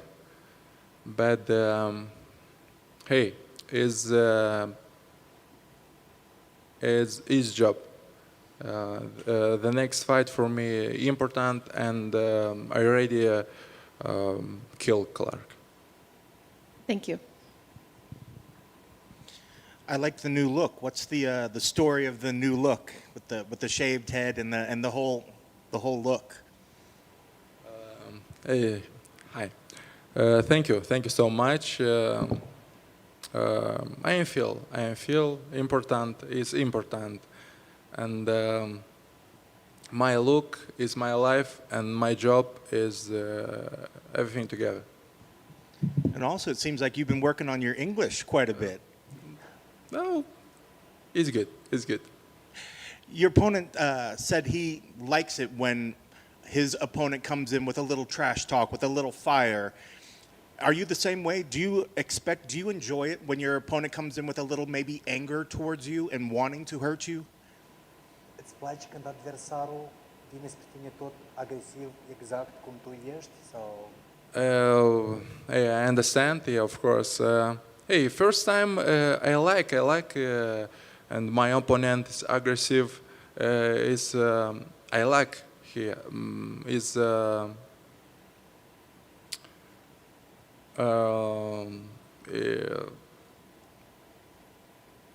I'm ready. I'm ready for I'm ready for Any action. what? For any action. Oh, one action. For any action. For any action. Any action. Yeah, Any for ac- any, yeah, I'm for ready anything for any that he action. does. Right? Yeah. Gotcha. And you're coming in with 2 losses as for your last fight. Do you feel any extra pressure to come out and perform? Yeah, really well? for me, each fight very important, and I 101% and win. I'm ready for win. I'm ready for game plan, and my body is very good. Is now I have 95 kilogram, and I'm very feel. My body is very feel. I'm ready. I'm ready for a new show, for a new fight, for a new win, for a new bonus. When we asked your opponent if he was going to try to stay standing with you or was he going to try to take it to the ground, he said he'd be more than happy to stay standing. Do you think your opponent's going to try to stand opposite of you and stay standing, or do you think he's going to try to get the fight to the ground? Adversarul tău crede că tu te duci cu dânsul mai mult la sol să lucrezi, dar el spune că e gata să stai cu tine în picioare să lucrați, adică... Hey, maybe, but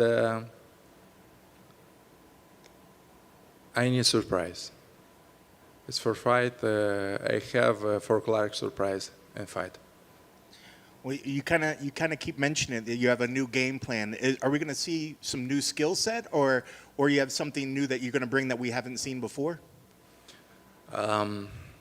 For Clark, I am preparing training 4 months. I'm ready. My big game plan. I'm ready. Yeah, and okay, Clark is good fight, but no for me. I like his fight. He's a good fighter, but I win. Of course I win, and maybe I win bonus fight of the night. Of course. If you get bonus, you buy more jewelry, Yeah, of course. Best of luck and good work on the English. Keep it up. Thank you so much. Thank you. Oh, thank you. Da, thank you.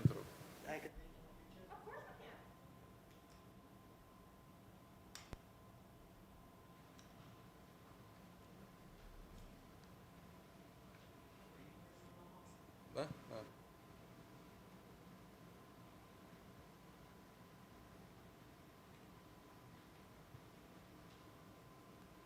Vezi? Da. Thank you so much.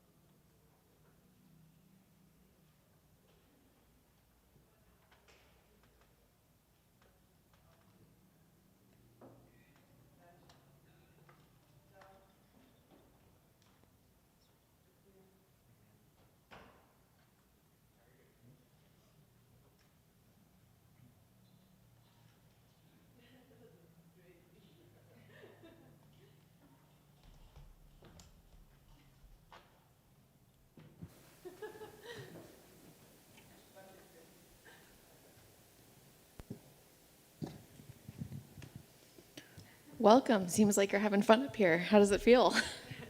Great. Dreams came true, yes. Amazing feeling to be here, sit down. In back of me, the UFC wall. Wow, just unbelievable. I work so hard for it. 10 years of hard work, sweat, blood, tears, and a lot of money. And finally, I'm arrived. Was there any doubt that it would happen? I mean, it seems like there was all these circumstances and it just kept getting pushed back. Was there fear? Sorry, you speak too fast for me. I try really to improve my English, but you are too fast. I'll slow it down. Was there any fear that this moment might not happen for you? Never, never. In my mind, I was always so hard believing in it. And yes, of course, a lot of doubters on the way and tell me, hey, Mandy, look for a real job, stop that, come on, laughing at me, pointing at me. Yeah, in Germany you said, wer zuletzt lacht, lacht am besten. And that means who laughs last, laughs better. So I'm pretty happy. Yeah, you can get whatever you want if you are able to pay for it.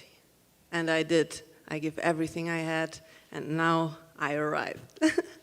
How do you stay motivated? I have a very good team around me. I have a family around me who pushed me. My husband, he's a key for stay motivated.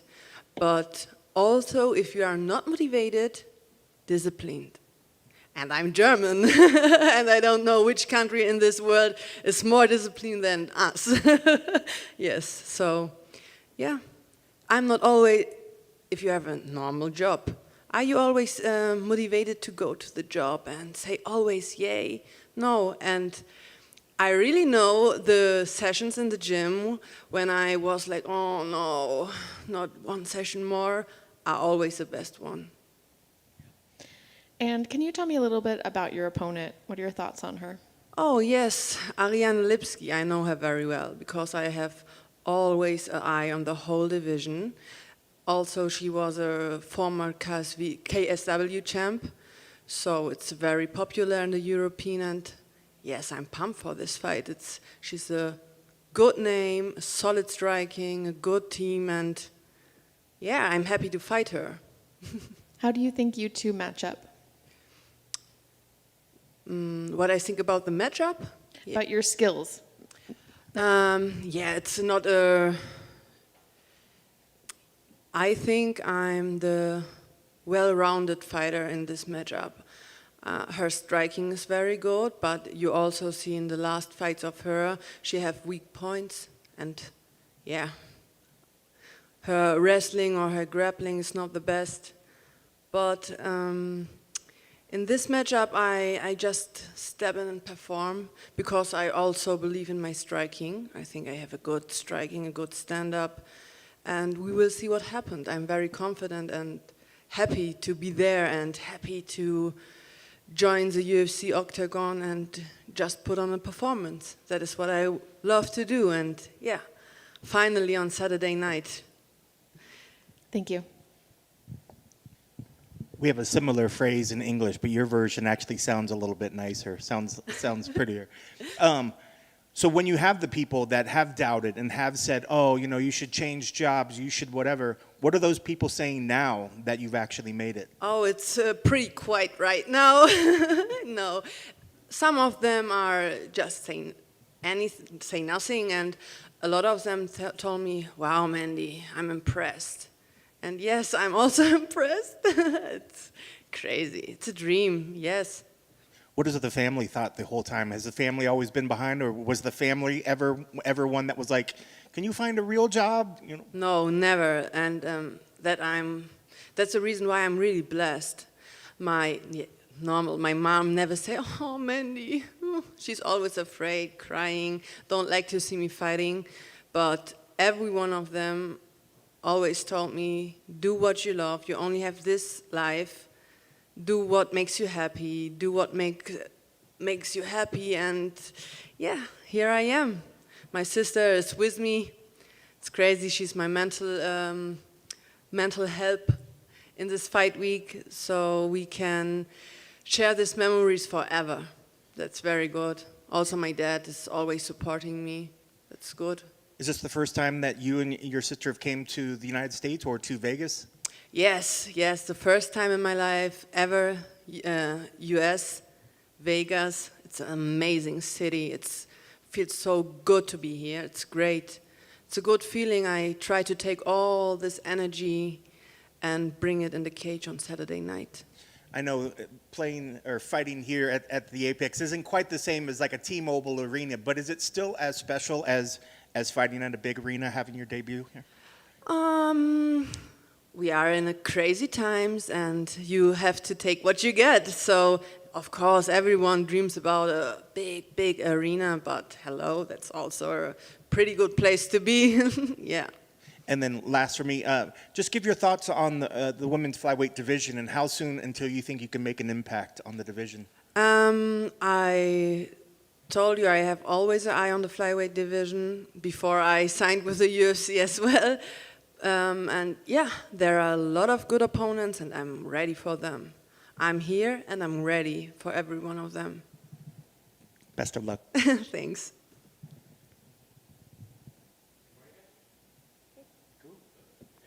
Thank you. Well done.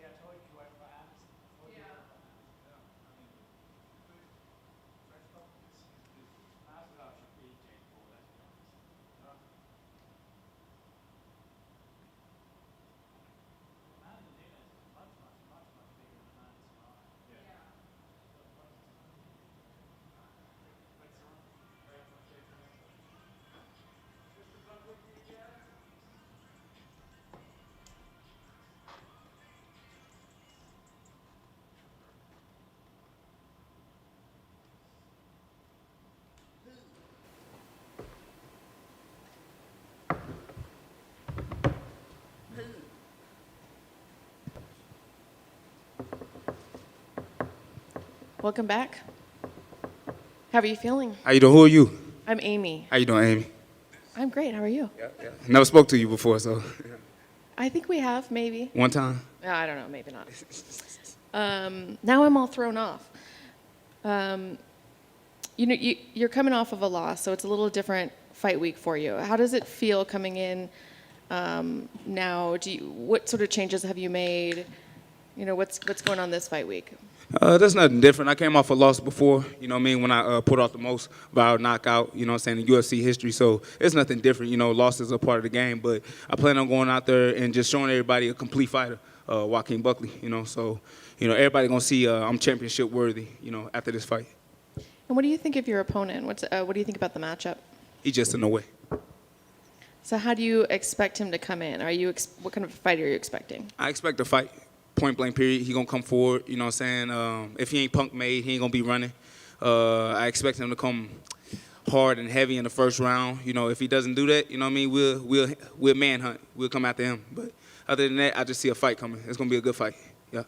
I think a lot of people are expecting this to be a quick fight of the night, perhaps a submission. a knockout of the night. You never know what the fans are expecting. You must know something I don't know. You said submission? No, I meant knockout. But you have an opponent who's coming into the fight on 2 losses, so he's hungry. Is that something that you kind of take into account? This ain't nothing new. The same thing with Alessio. He was on a 3-fight losing streak. He was just hungry, motivated. That day. These guys are dangerous. Because at the end of the day, the UFC will cut you. You know what I mean? Just for that. So I know he's gonna come out and try to give it his all, but I got a reason why I'm in here, so we gonna show the world what's up. And how do you stay hungry? How do I stay hungry? Well, we literally are hungry, like right now. It's like, so the way I stay hungry, man, is just, just knowing what I want and how much I want to get out of the UFC and just working for that, So that's where my hunger comes from, what we trying to get out of the UFC. And do you pay attention to what the fans are saying about you, negative or positive? Does that kind of fuel you a little bit? Like I said, people are expecting this to be the fight to watch. I find it very disrespectful, but it's not just the fans, it's some other people too. You know what I mean? It's corporate, it's everybody that, just because you don't say anything negative, when you forget about somebody and you act like they don't exist and expect them to come back and be like humble about the whole thing, like, you feel some type of way about it, but it's just like F everybody, man. Just go do your work, go win, go get paid, and go home.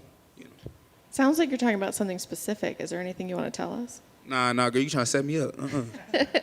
Had to try. Thank you. I was going to, on the back of that, right, so the kick, obviously, all this attention, then you have one loss and it feels like everyone's just ready to stop talking about you. Do you prefer that, thinking like, okay, I can get rid of that and I can just focus on improving, or do you think, oh, so you guys are going to write me off already? Nah, it's a reminder and a reality that this sport don't care nothing about you. So you just got to keep winning and get what you can out of the sport. That's it. You know what I mean? So I'm going to keep doing what I'm doing because I love to do it. And I'm not looking to impress or do this for nobody else but who I'm doing it for back home. I'm not doing this for, like, the fans. I'm doing this for my grandma. I'm doing this for my kid. I'm doing this for my girl back home to get this bread, Yeah. Is that a good lesson to learn, you think? Great lesson to learn. Reality check. Yeah. You ain't nobody. Gotcha. Thanks, man. Does Grandma watch the fights, and what does she think of your occupation? Who? Grandma. What about Grandma? You said you're talking about you fight for Grandma, you fight for the family. What does she think about what you do? Does she love the fact that you're a fighter? She love the fact that I fight. You know what I mean? She knows this is something that I love to do. She knows that I'm gifted. She knows that I'm dangerous. You know what I mean? She trained me to be that way. You know what I'm saying? Some of them ass whoopings, made me tough. You hear me? But regardless, though, she doesn't watch the fights, though. She can't watch it live. You know what I mean? But she loves to watch fights. I got a family that used to box back in the day. A lot of my great uncles, shout out to my Uncle Charles, Charles Brooks. And he was like, Golden Gloves champs, 3-time, almost fought Spinks, but he pulled out the fight, So it's pretty cool, man. I got a history of fighters in my family. So, yeah, she loves it that I fight. Yeah. I think it's a great thing. So is there always sort of is there a family get-together after fights where the family sort of breaks down what you did good, what you didn't do? And do you take what they say with a better grain of salt than maybe what us media or what the regular fans think? Yeah, we talk about the fights and stuff. So my uncles do give me advice, like my uncle Junior, Lewis Brooks. That's my granny's oldest brother. He gives me a lot of advice. He also tells me, watch what I say in media, because guys gonna watch that. they gonna dissect it, and then they might change their whole game plan on what you said in media day. So that's why you got to be careful.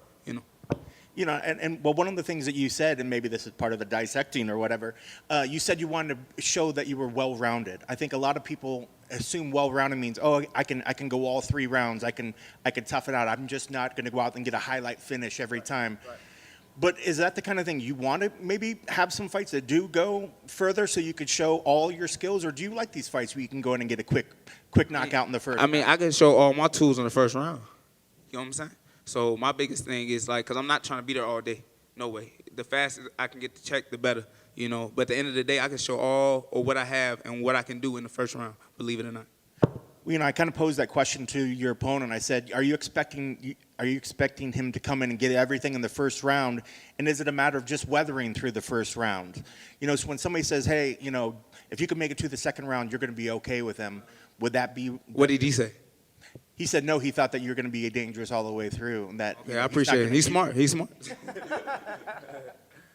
Is there something to it? When you have such a great thing like that kick, do you ever feel like everybody's expecting that every time, and is that tough to live up to that every time? Or See, people got to stop getting it twisted. That kick only happened to get my name out, period. You know what I mean? I don't have to live up to that kick. I ain't got to do nothing. The kick is just something in a moment in time. Like, I'm greater than that kick. Like, that kick is not going to be the definition of me. And everybody going to find out eventually what I'm talking about once I beat Antonio and, I beat the next guy, because I plan on fighting right after this, you know what I mean, before the end of the year. What's the perfect number of fights for you to fight in a year that you feel that you're peaking every time that you go in? It all depends on the people, and it all depends on how much money we make. Best of luck.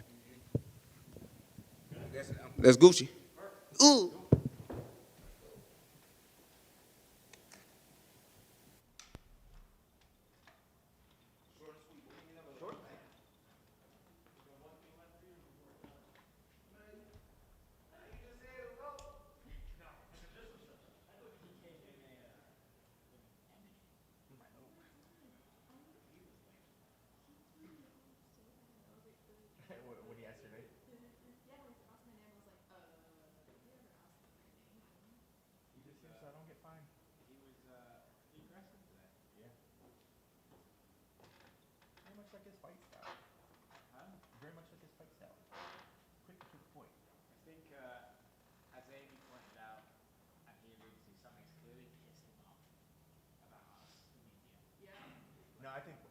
I took that. I kind of forgot about it. Didn't ask because I could tell that he didn't want to set up. I felt like he felt disrespected by the UFC not giving him fights. Yeah, that's what I thought. That's what I took it as. He said, what did he say?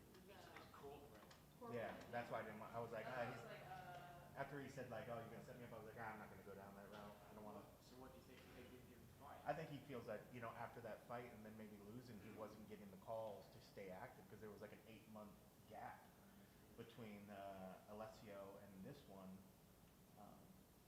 I think he was just like, hey, what's up? Yeah, so he probably just thought that, I'm getting it right. Yeah, I lose, and all of a sudden you don't give me a fight because when he got the crazy KO, and then got a fight a month later, and then won that fight, and then got a fight 2 months later, and then all of a sudden get a loss, and he doesn't get a fight for 9 months or 8 months. Yeah, at least that's what I read it. I didn't think it was us. No, yeah, I thought it was pork. Piece of pork.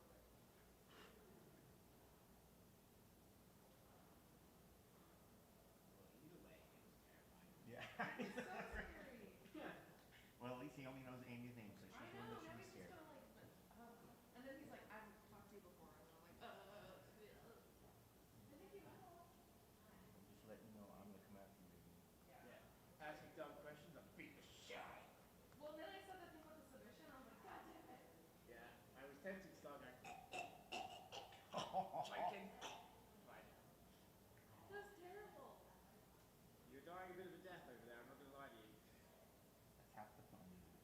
Listen, I've choked on my tongue a bazillion times. to this day I still get tweets being like, hey, Tanner Boser should fight Cyril Gahn, right? Fuck you. Do people really still? Yeah, I still get that. Aren't you the guy who fucking forgot? It's like, yeah, I did That's forget. hilarious. What about it? There's too many fights. Do a lot.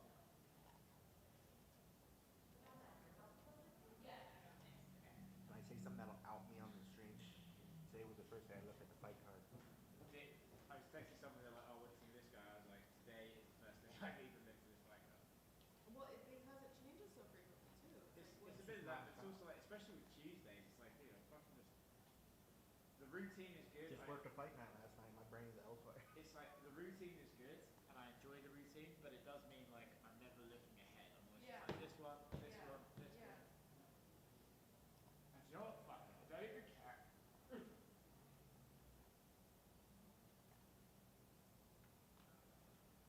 Also, by the way, I looked up, he was talking about Charles Brooks, his uncle, the boxer.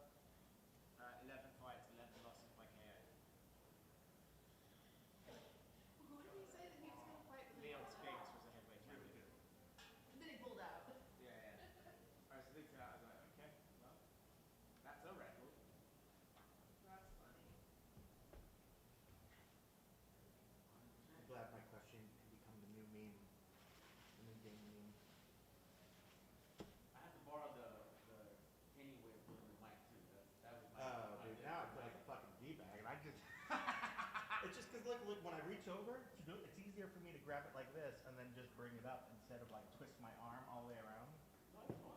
And I always just envision I was like cool chilling with the sip to bourbon, you know.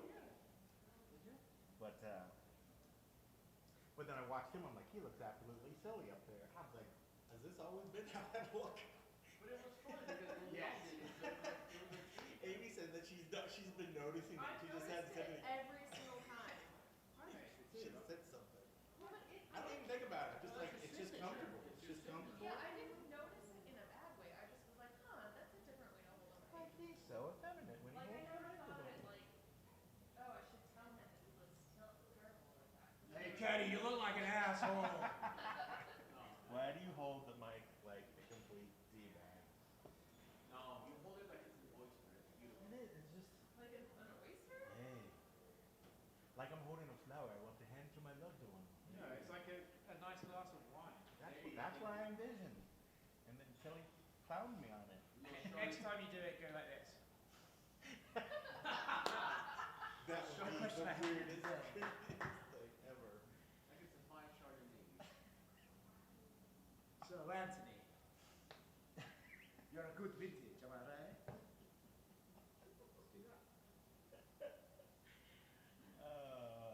I've always thought about like the funniest thing to do for you know how like when people are too pussy to like say their own opinion, they'll be like, what do you think about the people who say this? I thought it'd be funny if you would be like, what do you say to the people who think you're a cunt, you're a piece of shit? What do you say to those people? Yeah. Just to see how like they'd be like, what? Who says that? Oh, you know, people. You know, peeps. Not me. I heard it. Not me, of course. Amy might have said it, but I mean. What did I say? No. I'm just fake throwing you under the bus. There was just one terrible thing I heard a person say to me once. I think it might have been Amy, but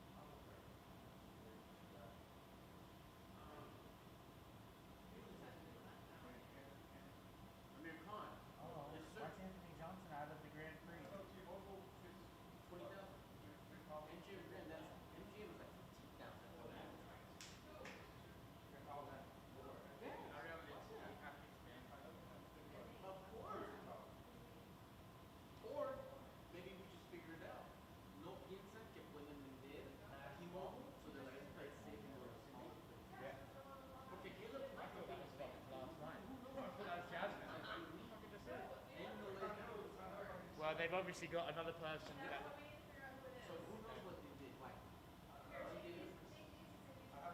Wait, who did she say?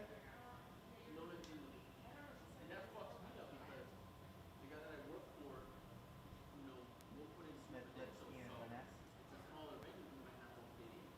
Have we had Tsarukyan? We haven't had Tsarukyan. Arman Tsarukyan.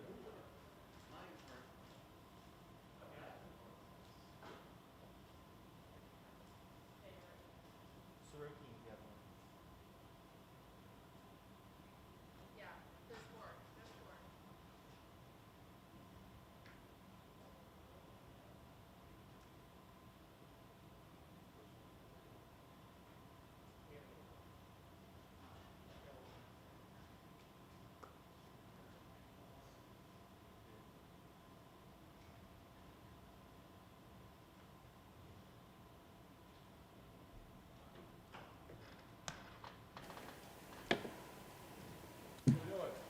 Welcome back.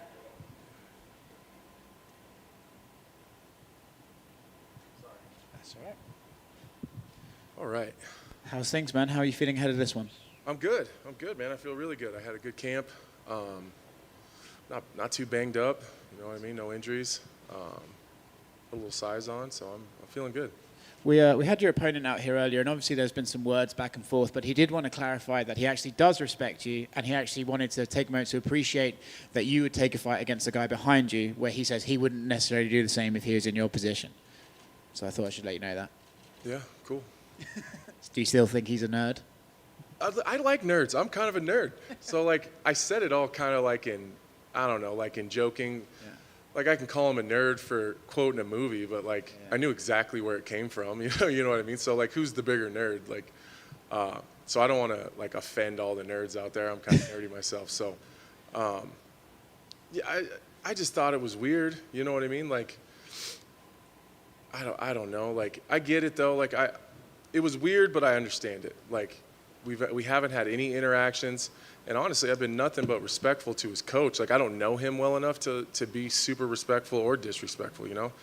But I'm a big fan of his team. Like, I think his coach does a really good job. Like, we got a lot of MMA coaches out here, and there's not that many elite ones. You know, you can count them on one or two hands. So, at least in my opinion, as far as if we're talking elite. And I think Safe's one of those guys. I've broken down a lot of his fighters, just working as an analyst at the desk. So I had a lot to say about his coach because I see the body of work that he's kind of put forth into the UFC. So that's why I thought it was weird. Like, I went out of my way to say nice things when I didn't have to. And then, you know, for him to just be weird, it doesn't matter to me. You know, lit a little bit of a fire. It's kind of fun. But you know, it is what it is. It doesn't matter whether he can sit up here and say he respects me, but I don't think he's going to have a choice on Saturday. Nice. I think out of all the fighters we ever talked to, you're one of the guys who is most media savvy, as in you see things that the media does and you see the game and the way it all plays. So do you think maybe this can be one of those cases where the UFC promotional machine just takes something and it all gets twisted and we kind of write headlines about it and twist it and it ends up being something that actually it's nothing to either of you at all? No, I think that it's not very often that I'm outspoken like that, you know, and I wouldn't even say that's out. I mean, that's about as edgy as I get when it comes to opponents, you know what I mean? Unless we're talking about Luke Rockhold or something, but or John, you know, and honestly, I've been pretty respectful to John. Like, I haven't really talked badly about. I've never talked about his personal hiccups. I've never attacked him personally. I've never, you know what I mean? Like, I've talked about some of the things he's done, you know, in the octagon or at least surrounding the MMA space, but. That's my job, you know? So, like, when people get mad that I'm talking about fighters, I'm literally paid to do that.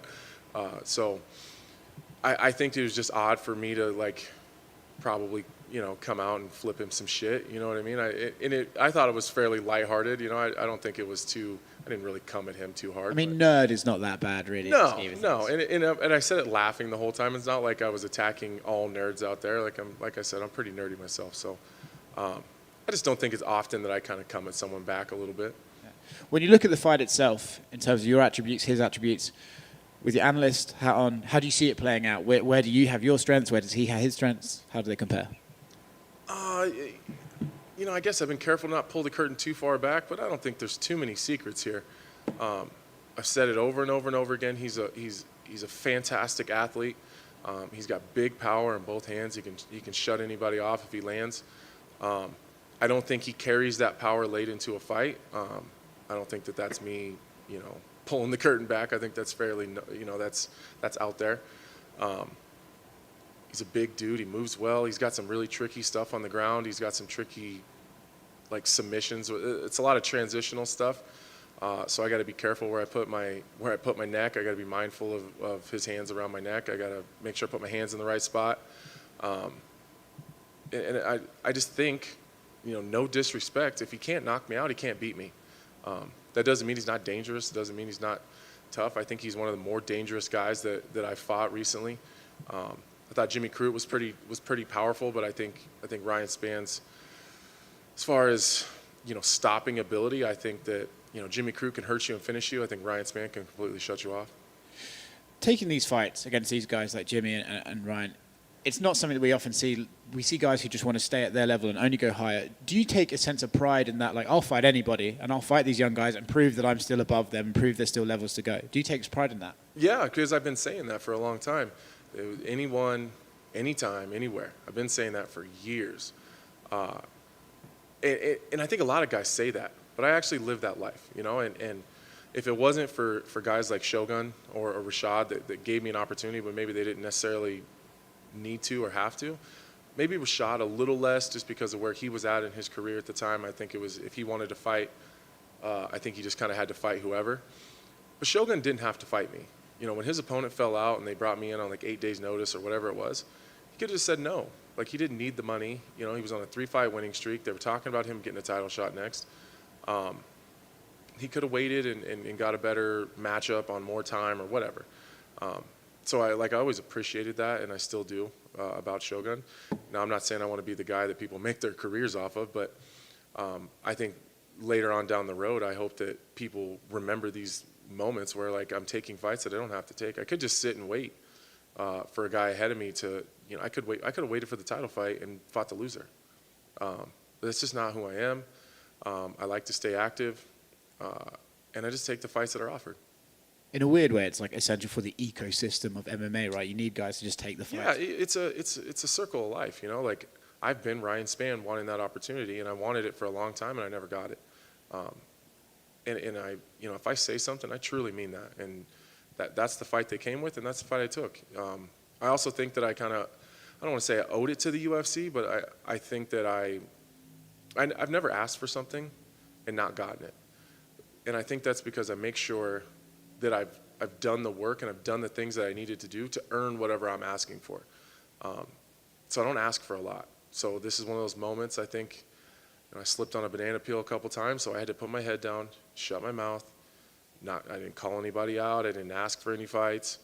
I just put my head down and I defended my position. And, after 3 straight wins, I think that I'm in a position to ask for something.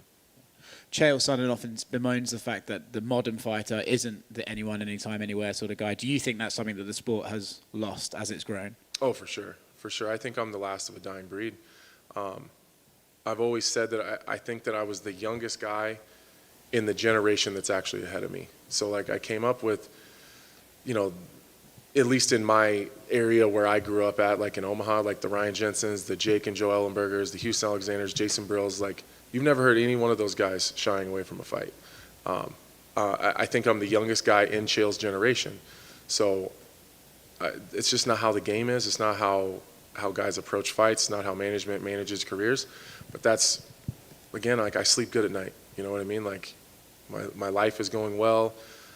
And although you don't always win them all, but I think that as things kind of go around in a circle, I think it always comes back to me winning. A couple of things outside this fight, because I enjoy getting your opinions on stuff. For better or worse, recently you seem to have become the advocate for guys should never have the towel thrown in and all that sort of stuff, and they should fight regardless. When you see something... Oh, no. It's not that I don't... Personally for you, at least. Personally for me, I think the fight should be stopped more often. I think coaches should step in when...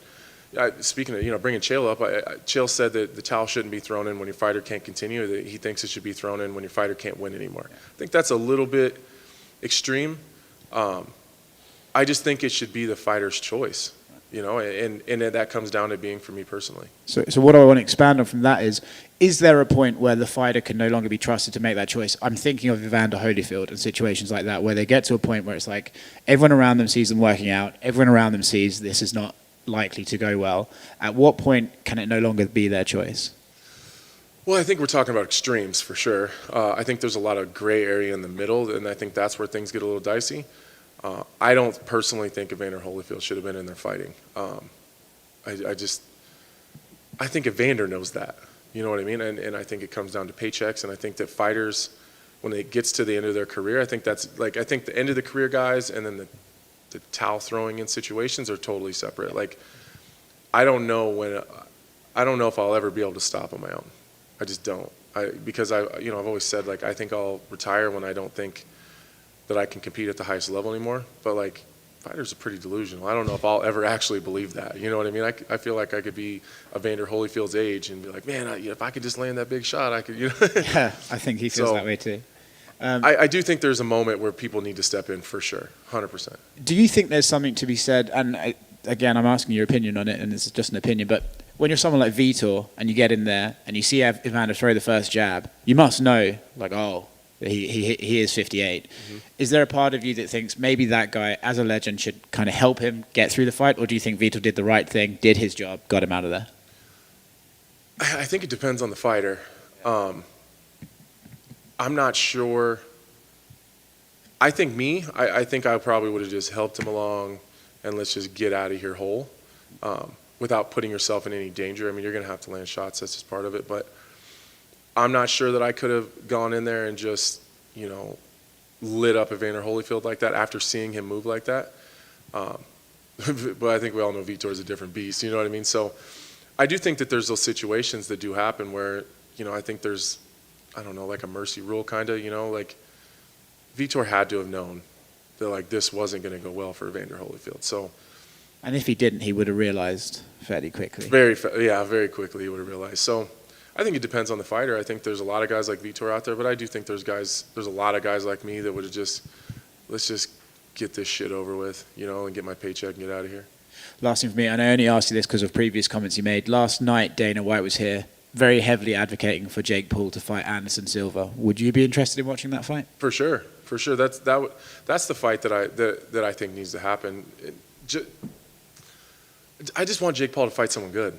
If he fights Anderson Silva, I'll shut up, and I'll stop being so critical. If he fights him and he even looks looks okay doing it, I'll shut up and give him his props. Like, I've never hated on Jake Paul fighting. I think that everyone deserves the opportunity to fight. I advocated for CM Punk. I think they should all do it at a high level because, I mean, what are we going to put, like, CM Punk and Jake Paul? And, like, I love the LFA, love it, but, like, is that where we're going to put CM Punk? Like, they can't even handle that type of celebrity, right? So I think Jake Paul should be allowed to fight. I think that he's taking it very seriously. I think that he trains hard. I think that he respects the art and the game. I just don't think he's very good. What did you think of the Woodley fight and his performance in that? I thought he looked awful. And I love Tyron. I don't want to be critical of him. He's a fellow fighter. He's also a coworker at the desk. But he's stuck in neutral all the time, and it's so frustrating. It's just like, if you're gonna lose anyways, just go berserk and just throw bombs. But so that part's frustrating. But, like, the mistakes that Jake Paul makes are very amateur mistakes. He has natural power in his hands. That's very clear. He's an athlete. That's very clear. But like, if I threw a jab and my back foot came off the ground, Mark Montoya would tear my fucking head off. It just wouldn't be allowed, And he's supposed to make those mistakes at this point in his career. He's way better than he should be for the amount of time he's been fighting. I'll give him that. So I don't think he sucks. I just don't think he's very good, if that makes any sense. So if he was to fight Anderson and do well, I would stop criticizing him so much. As far as his abilities, I've never criticized the media thing. I think he's doing a fantastic job. Bringing the pay scale up and helping other fighters and all that stuff. I have no criticism there. It's just his actual abilities that I've ever criticized. Do you think it's likely he would do well against Anderson? No. Okay. I don't think so. Me neither. Thank you. Mm-hmm. Hi, Anthony. Hi. How are you? Good. How are you? Good. I just have a couple follow-up. You talk about the anytime, anywhere kind of mentality. Is there any downside to that, that maybe you put in all this work and you do everything, but you're not making a strategic moves for your career? Is there any fear that that might come into play at some point? Not too bad. I've never turned a fight down in the UFC. It's not often that I actually get fight offers, though. So once you make it to a certain place in the division and in the rankings, like, you kind of figure out what makes sense. So, like, it always drives me crazy when you see fighters asking for a fight that doesn't make any sense. So, like, they'll call out a guy that they haven't done the research on and realize he already has a fight coming up. Or they'll be unranked and call out the number 4 guy. Or, like, that stuff never pans out, really. So anything I've ever asked for has made perfect sense, and I have a way of justifying that. So, like, I asked for Volkan Ozdemir because it made sense in the rankings. He didn't have a fight coming up. He was about to the point where he needed to get a fight booked, or he was about to. So that's what I asked for, and that's what I got. So typically I come to the UFC right away. Like, I already have a name in my head typically when I fight. So if anything changes fight week, like that guy gets a fight booked during the week, then I'll change that name. And most of the time that's what I get. So they came with Devin Clark, because it was initially, like, just for some context, like, initially it was supposed to be Misha Serkinov. And that's who we asked for, because at the time and kind of where I was, and I'd lost 2 fights, like, that's what I thought made most sense, and that's what I got. And then Misha backed out, like, last second. There was no one else available. Devin Clark was there. So that's how that fight happened. So I accepted the fight. And then it came to Jimmy Crute. That's one of the names that were on the list. So we gave him a list of, like, 3 guys that I thought made sense in the division, and Jimmy Crute was one of them, and that was the fight that happened. This one kind of came together kind of weird, because they offered him twice before, like, on short notice, and I took it both times. And so I just assumed, like, why make any waves? It's the fight they want anyway, so let's just do that fight. And, I didn't want to fight during the summer, so I said I'd wait till September, and if he wanted to wait, then that would be the fight, and that's how it happened. So I don't typically get a bunch of fight offers, but the ones I have gotten, I've taken. And you mentioned that you have a name going into fight week for who you want to call out. I'm assuming you have a name for who you want to call out. You want to share that with us? Yeah, I think I've already said it. I want Alexander Rakic again. I think that's the fight that makes sense. I know he wants to wait for the title fight, but I don't think that makes any sense. So that's one of those things where, like, doesn't really make that much sense. Like, he hasn't had any barn burner performances. He's done enough to win, which is essentially all you have to do. But he's not wowing anybody, and the UFC's not begging him to fight for the title or anything. So if Yuri Prohaska's next, after the Glover and Jan fight, love Jan, love Glover, but they're not the youngest guys in the world. They're not going to fight every 2 months. So, like, and Jan already has shown he doesn't like to fight that often. So even if they wait 6 months, then you have the Prohaska fight has to happen. If just say Jan wins, and then the Prohaska fight has to happen. Say Jan even wins, then you got another 6 months. He's already been out. Like, Rakic has already been out. I don't even know when he fought Thiago, whenever that was, at least 6 months ago. So he's gonna wait a year and a half. Like, typically the UFC isn't super happy about guys that wait a long time to fight or hold out for title fights. So I would like the Rakic fight again. But if not, like, I feel like he's in a position where he's gonna have to fight again or get skipped. If I got to be the guy to kind of push that, I'd like to do that. You mentioned in another interview that there are climbers and defenders. And, forgive me if I interpreted this wrong, but are you implying that you're a defender? Well, I think you're either in one of those 2 positions in your career. I think after the Glover fight and the Rakic fight, I wasn't in a position to ask for anyone ahead of me. So I just kind of had to defend the position that I was in, and I did that by fighting the guys that were behind me. So I think after this fight, I go in and I have a dominant performance. I don't think I have to defend my position anymore. I think I can go back to climbing, which is why the Rakic fight makes sense to me. I have to climb ahead of me. Thiago already has a fight coming up. Yuri's waiting for the title. Yuri's already got the title fight. He gets the winner. Reyes is coming off of 3 losses. I don't think that makes any sense for me. And there's really just Rakic there. So that's kind of the only guy that makes sense to me right now. Thank you. Thank you. I know you've always credited at some point the way that you're able to analyze fighters to help how it's helped your career as well. When you're analyzing tape as an analyst and analyzing tape as an opponent, is it the same thing, or is there a different level of when you analyze a person? At the beginning, it was this. It was as an opponent versus as an analyst. But I found as I've gotten better at the analyst side of it, I think you actually get better. I don't know, maybe a better view of who that fighter is by just breaking him down as an analyst and like kind of taking myself out of it. Like, what's he good at? Where's he not good? And then looking at it like how would other guys maybe exploit some of those holes, and then put myself in that position. Say, all right, now what's my skill set? And then I have to analyze myself, figure out what my own skill set is, and then where do I fit in some of those holes? Because some of those places where maybe I'm really good somewhere, and I think that's where I want to go. Maybe he's really good there defensively, so it'd be a kind of a waste of time to just attack a strength when I can find another kind of finger in my game, and then, I guess insert that into that deficiency. All right, just one more. I guess, lastly, if we're going to have one, I'm just going to cheapen it up again and go back to the Jake Paul thing. Last night, when we were talking to Dana, I have to apologize because I called him George. I reverted back to his old name. But Jorge Masvidal, Jake Paul and Jorge have been going, jawing back and forth a little bit. Should that fight ever happen, how would you see that fight playing out? Well, I'm not a decision maker by any means, so I would like to watch it. I don't know if it should happen, but I'd love to watch it. Again, it kind of goes back to where I feel like Jake is as an athlete.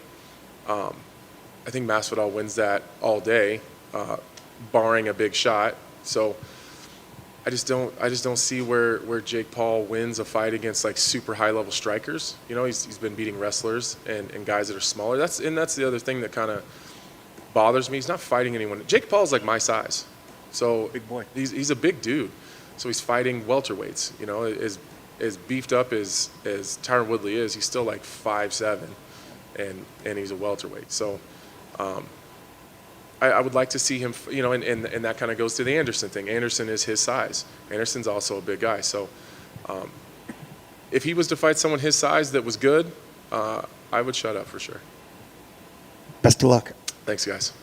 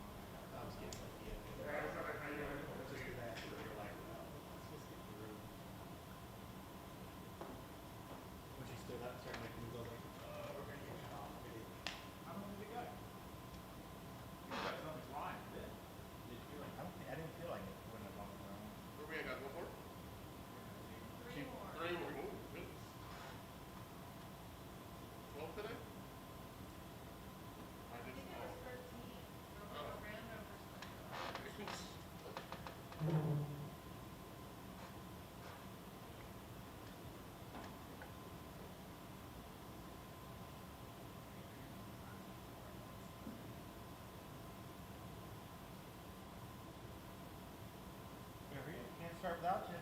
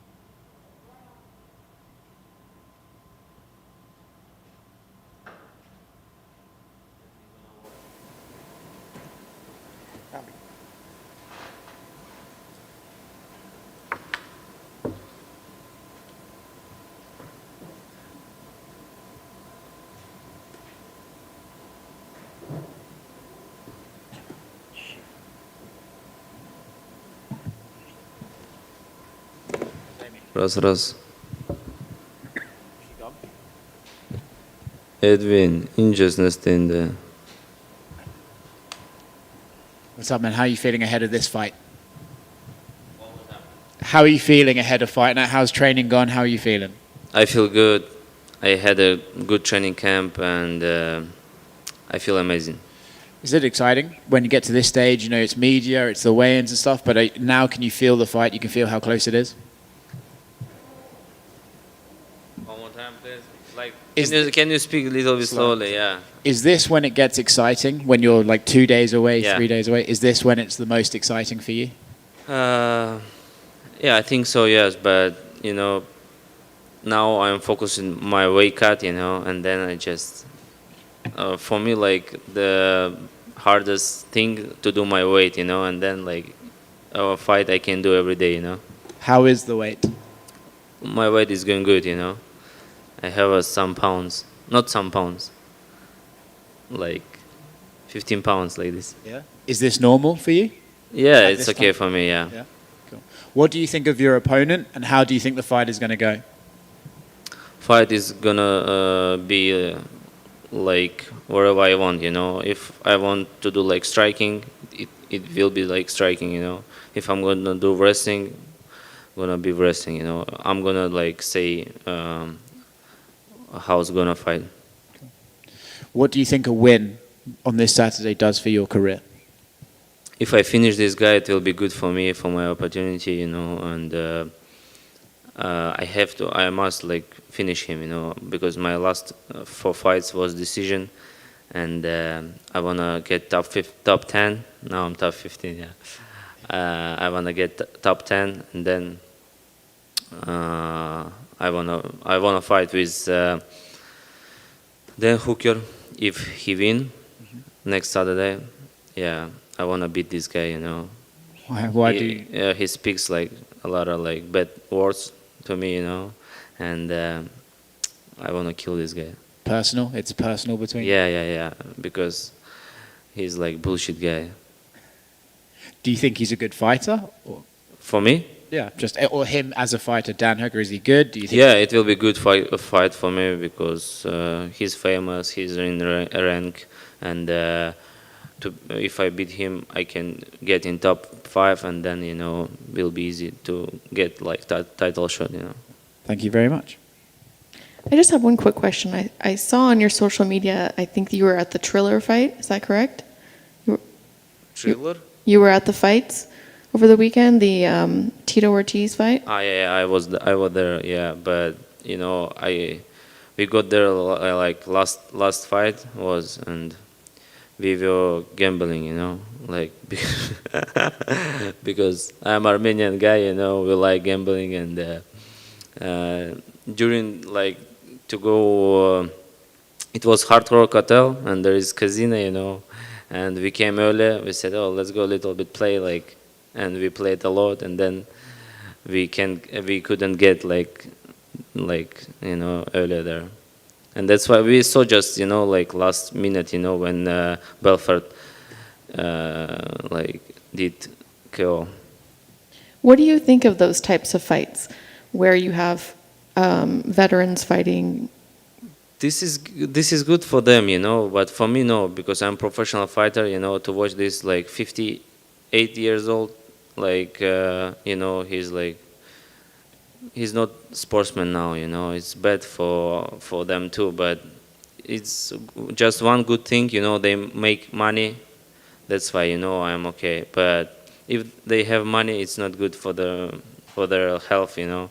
It could be dangerous for them, you know. And I don't like, really. Do you think it makes the sport look bad?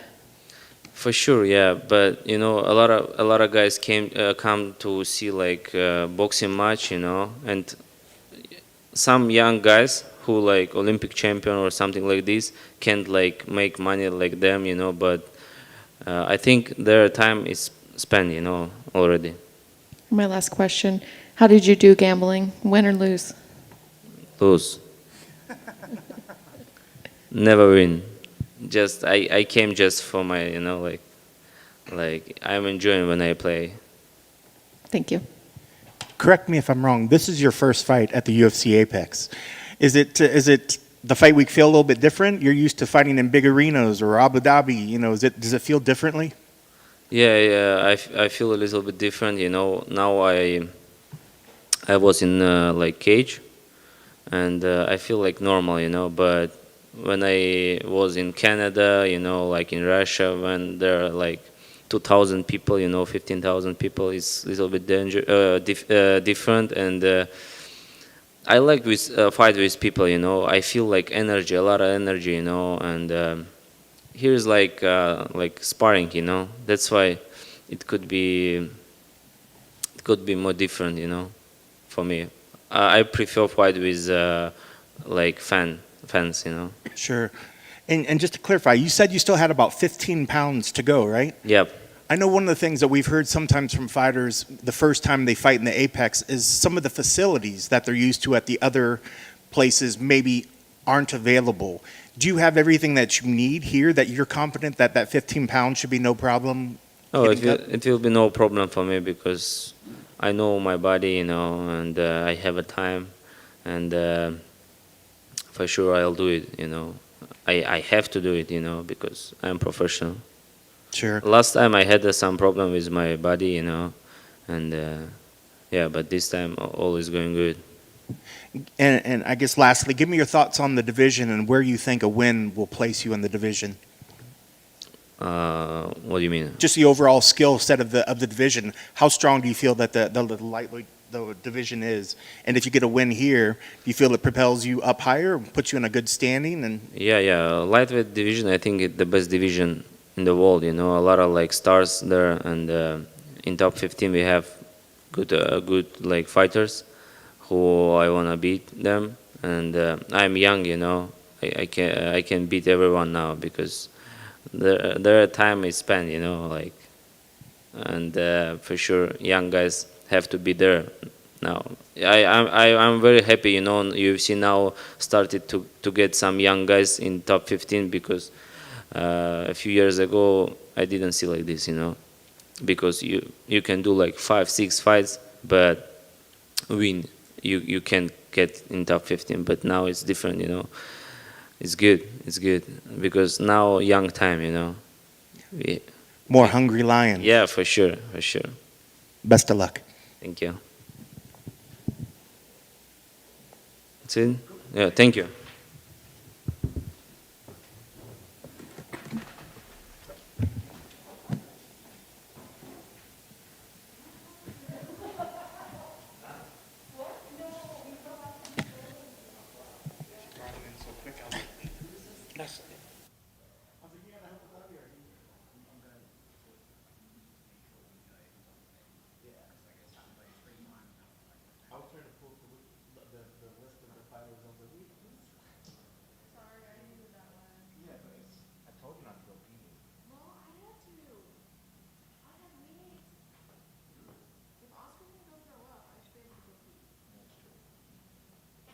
That's fine. I kind of got it, but it's just like without I lost track of what's in my head, where we were, who was left, and I was just like,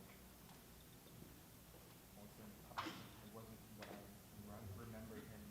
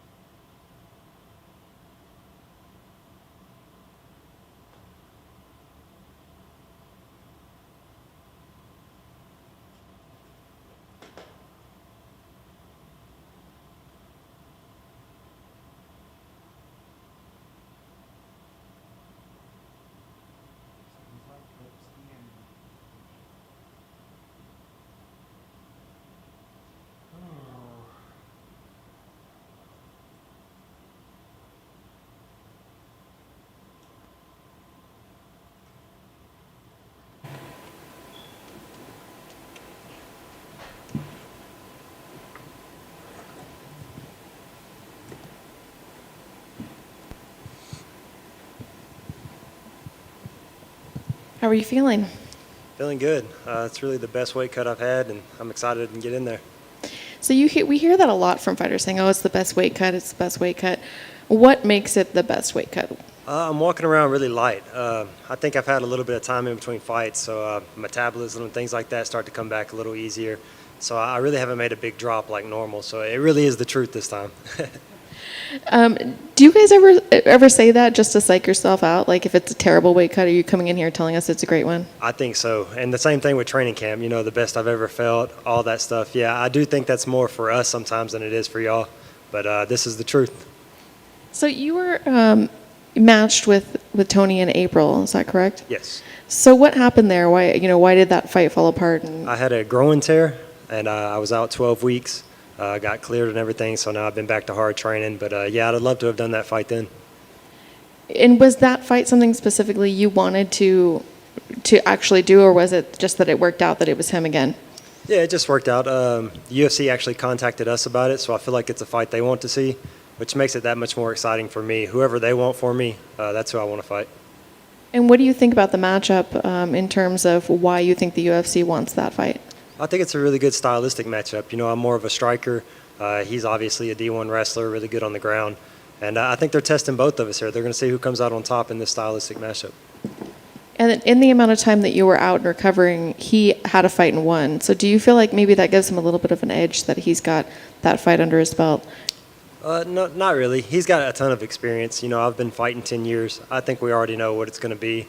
I don't think that gives him any extra edge. And did you have to change up the game plan at all from the first time you were going to fight him based off maybe that fight that he had since? No, I think his stand-up is improving. You know, he got the knockout in his last fight. But I think he's still going to go back to what he knows, and that's the wrestling. Thank you.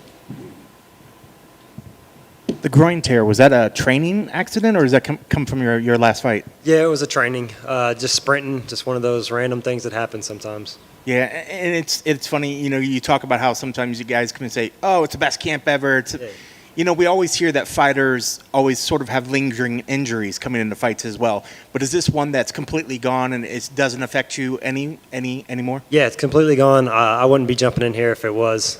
You know, money's money, but still, you want to be 100% in here. You want to make this a career and not just show up one night. So, yeah, it's 100% ready to go. And when you finally come in there after having an injury and then finally getting back in there, how good does it feel to finally be able to come back and do what you make your living doing? It feels great, man. I'm not going to lie to you. I'm not used to sitting around for 12 weeks. It was hard. So, yeah, I'm definitely excited to be back in the gym, be training, and getting ready to fight. What's been the biggest focus for him? Was there anything particular that you trained for him, or is it just a matter of that you were working on yourself and your own sort of game plan? Yeah, we brought in some collegiate wrestlers. You know, he's got the wrestling background. We definitely focused on stopping the shot.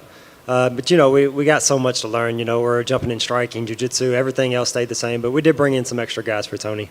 And if you had to pick a keys to the victory, what needs to happen to make sure they get your arm raised at the end of the night? Yeah, I think I need to let my length show in there. You know, Tony's a smaller guy. I got to stop the shot. I think just those two, if those two things work out, man, I think I'm going to get a finish in this fight. Best of luck. Thank you.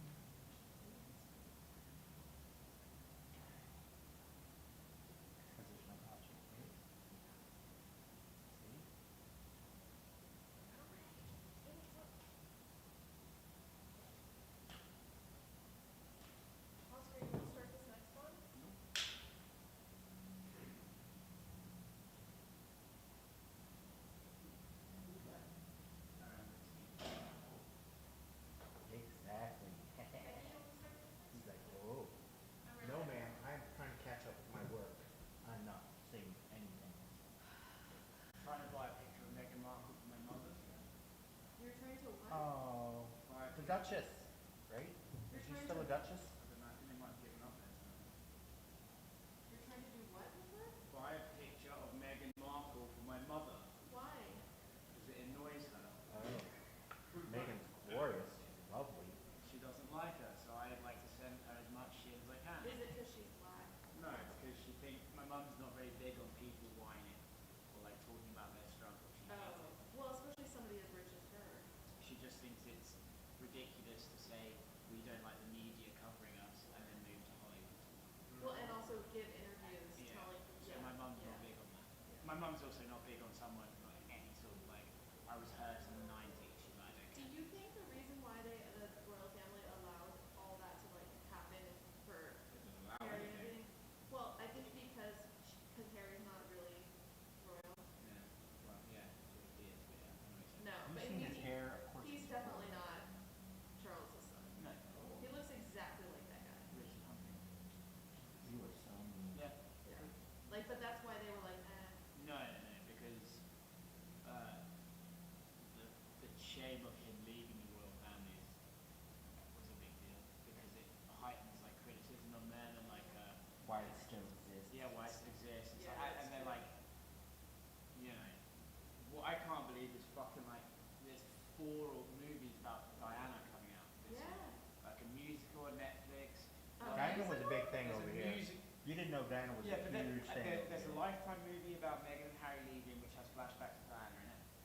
All cut, but the cast is entirely American, written by Americans. As it should. The Hollywood, We do better the accents musical than you about guys her, do. all well, American. that one that's Kristen Stewart's gonna Yeah, be her is yeah. gonna be terrible. The Crown. I can't wait for like, it would be lovely if William and Harry would come out and be like, thank you for consistently throwing my dead mother in my face. Yeah. You don't have my blessing on this. Yeah. I think it's grotesque. Yeah. But yeah, you're right. She was like a huge deal here. She was a huge deal. We loved her. Yeah, but she was like, She was royalty that we could relate to. yeah. Oh, shut the fuck. Yeah. I remember when she died, I stayed up all night long to watch her funeral. Yeah, she's, I mean, she Yeah. was, I have no idea why. She's probably one of the most, was at the time, one of the most famous people in the world. Yeah. She was everywhere. Yeah. Let me ask you something. Yeah.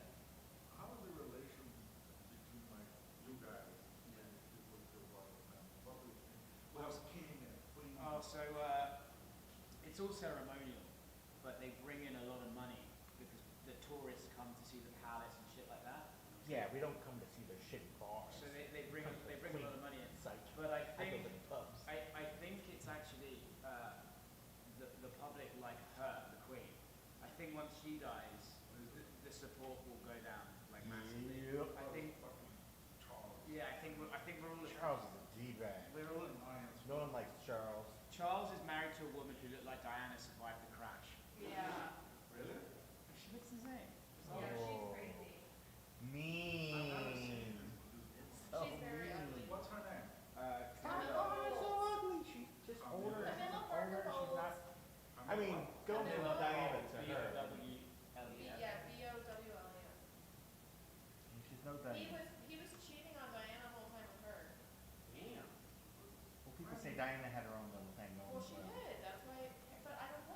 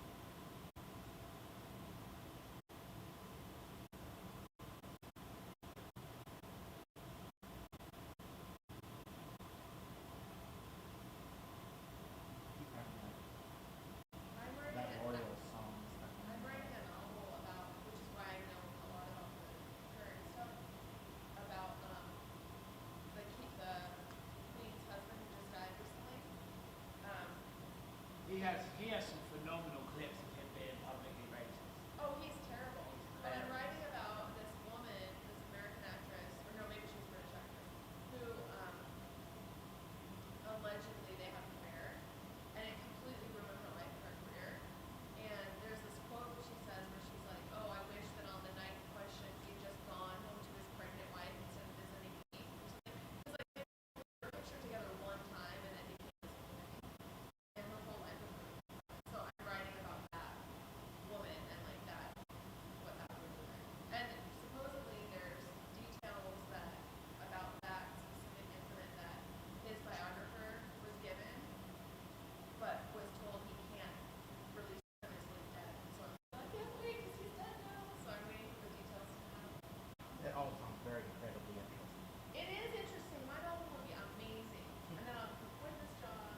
People in the stream room like, why are we here? This. Yes. Are they For still Amy's book, you can subscribe to. No, but it's still my idea. Well, you should just put it up there. Actually, I stopped listening. Sorry. Relationship, blah blah blah.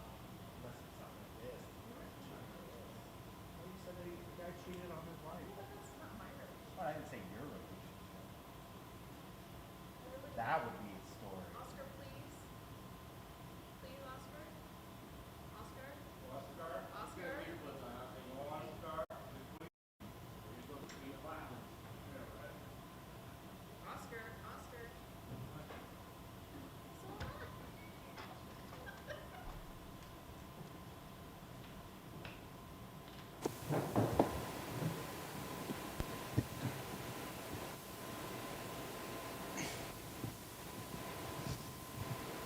Welcome back. How do you feel? Thank you. I feel great. Thank you. So you're coming off a little bit of a run that I'm sure you want to get past that. You want to get back in the win column. What do you do to kind of stay motivated and, convinced that this is possible? Training harder as I can. I mean, I try to see this moment of my career with a different vision. I mean, a different feeling, because my two last fights in UFC happened the same. And then I felt like depression, and then I believed that, okay, I lost this fight, I'm not good enough. And then I won 2 fights in a row, and now it's happened again. So I'm trying to figure out everything, different, looking more realistic. I lost this fight because I have to fix this. Okay, what we can do? We can train, we can remove it, we start looking for a gym that, I can improve my grappling, my wrestling.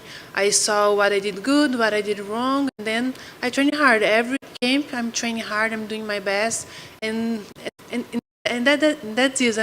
I try to see my 2 last fight with challenge that make me grow faster than if I choose a different fighter.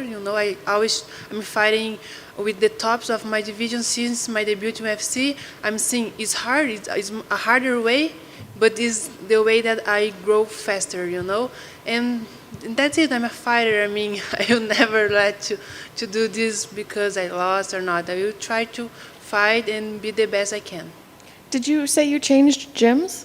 Yes, we were trying this, Renata is my head coach, and when I made my debut in UFC, we tried to train in Vegas and New Jersey, but was not that place that we really liked to live, and then we back to Brazil, and then the both victor that I got in UFC, we were training at our gym in Brazil, Rastai, and then after my fight against Antonina, we saw, okay, we have to train a wrestler, you need more, he told me you need more different partners, women's partners to help you to put in different situations that you have to be prepared for everything.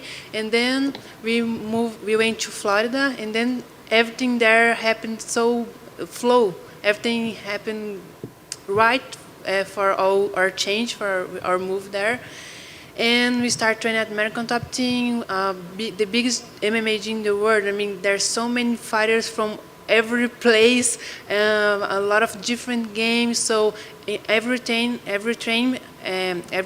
I'm in different situations, and this make me prepared. You know, there are so many great coaches that have been training, learning, so many great fighters that have been training, get inspired to get better. So everything that I'm doing to be better, I'm doing.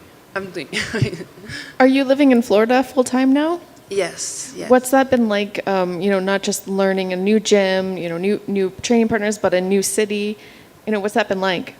Yes, I mean the 2 or 3 months, the first month we felt like is everything completely different than Brazil. I mean, everything works different, and the streets, the place, the markets where we go to buy the stuff that we want.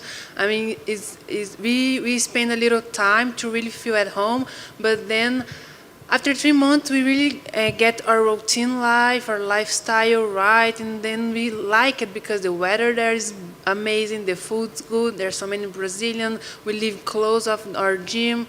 There's so many beaches, we love go to the beach, so it's a very nice place to live. And then after my last fight, we went to Brazil, and we felt like, maybe now, here is not our home, maybe Florida, we feel like our home now. That's awesome. What do you think about your opponent? When that fight was brought to you, what were your thoughts? I think she's a striker. No, she's a striker, but it's MMA. I think she's gonna try put me in the ground. I mean, my opponents try and do this. I feel like this fight's gonna happen. Striking, grappler, but I'm more focused on my game. For this training camp, we really focus on improve my game, because if I improve my game, I will be ready to fight with everyone, really fix the mistakes that I did in my last fights. And when I feel like much more I get confident on my grappling, I will feel more able and confident to show my strike skills, because I didn't show it yet in UFC because of the grappling and wrestling. But now I'm getting confident. I feel like my body gets used to do the right movements on the right time, And I think for this fight, I will try to defend the takedown and show my striking. Thank you. Thank you. It seems like we're hearing more and more Brazilians make that move to Florida. I imagine as opposed to Las Vegas or California, Florida's probably feels the closest to what the home, the temperature, the landscape as Brazil, right? Yes, exactly. We feel like it's like almost we live in Brazil, because there's so many Brazilians. We feel very comfortable there, and because in the American top team, there's so many fighters trained together. This is what we need, to really improve our game. Is different fighters, different styles, and being the different situations in the training to be prepared for everything in the fight.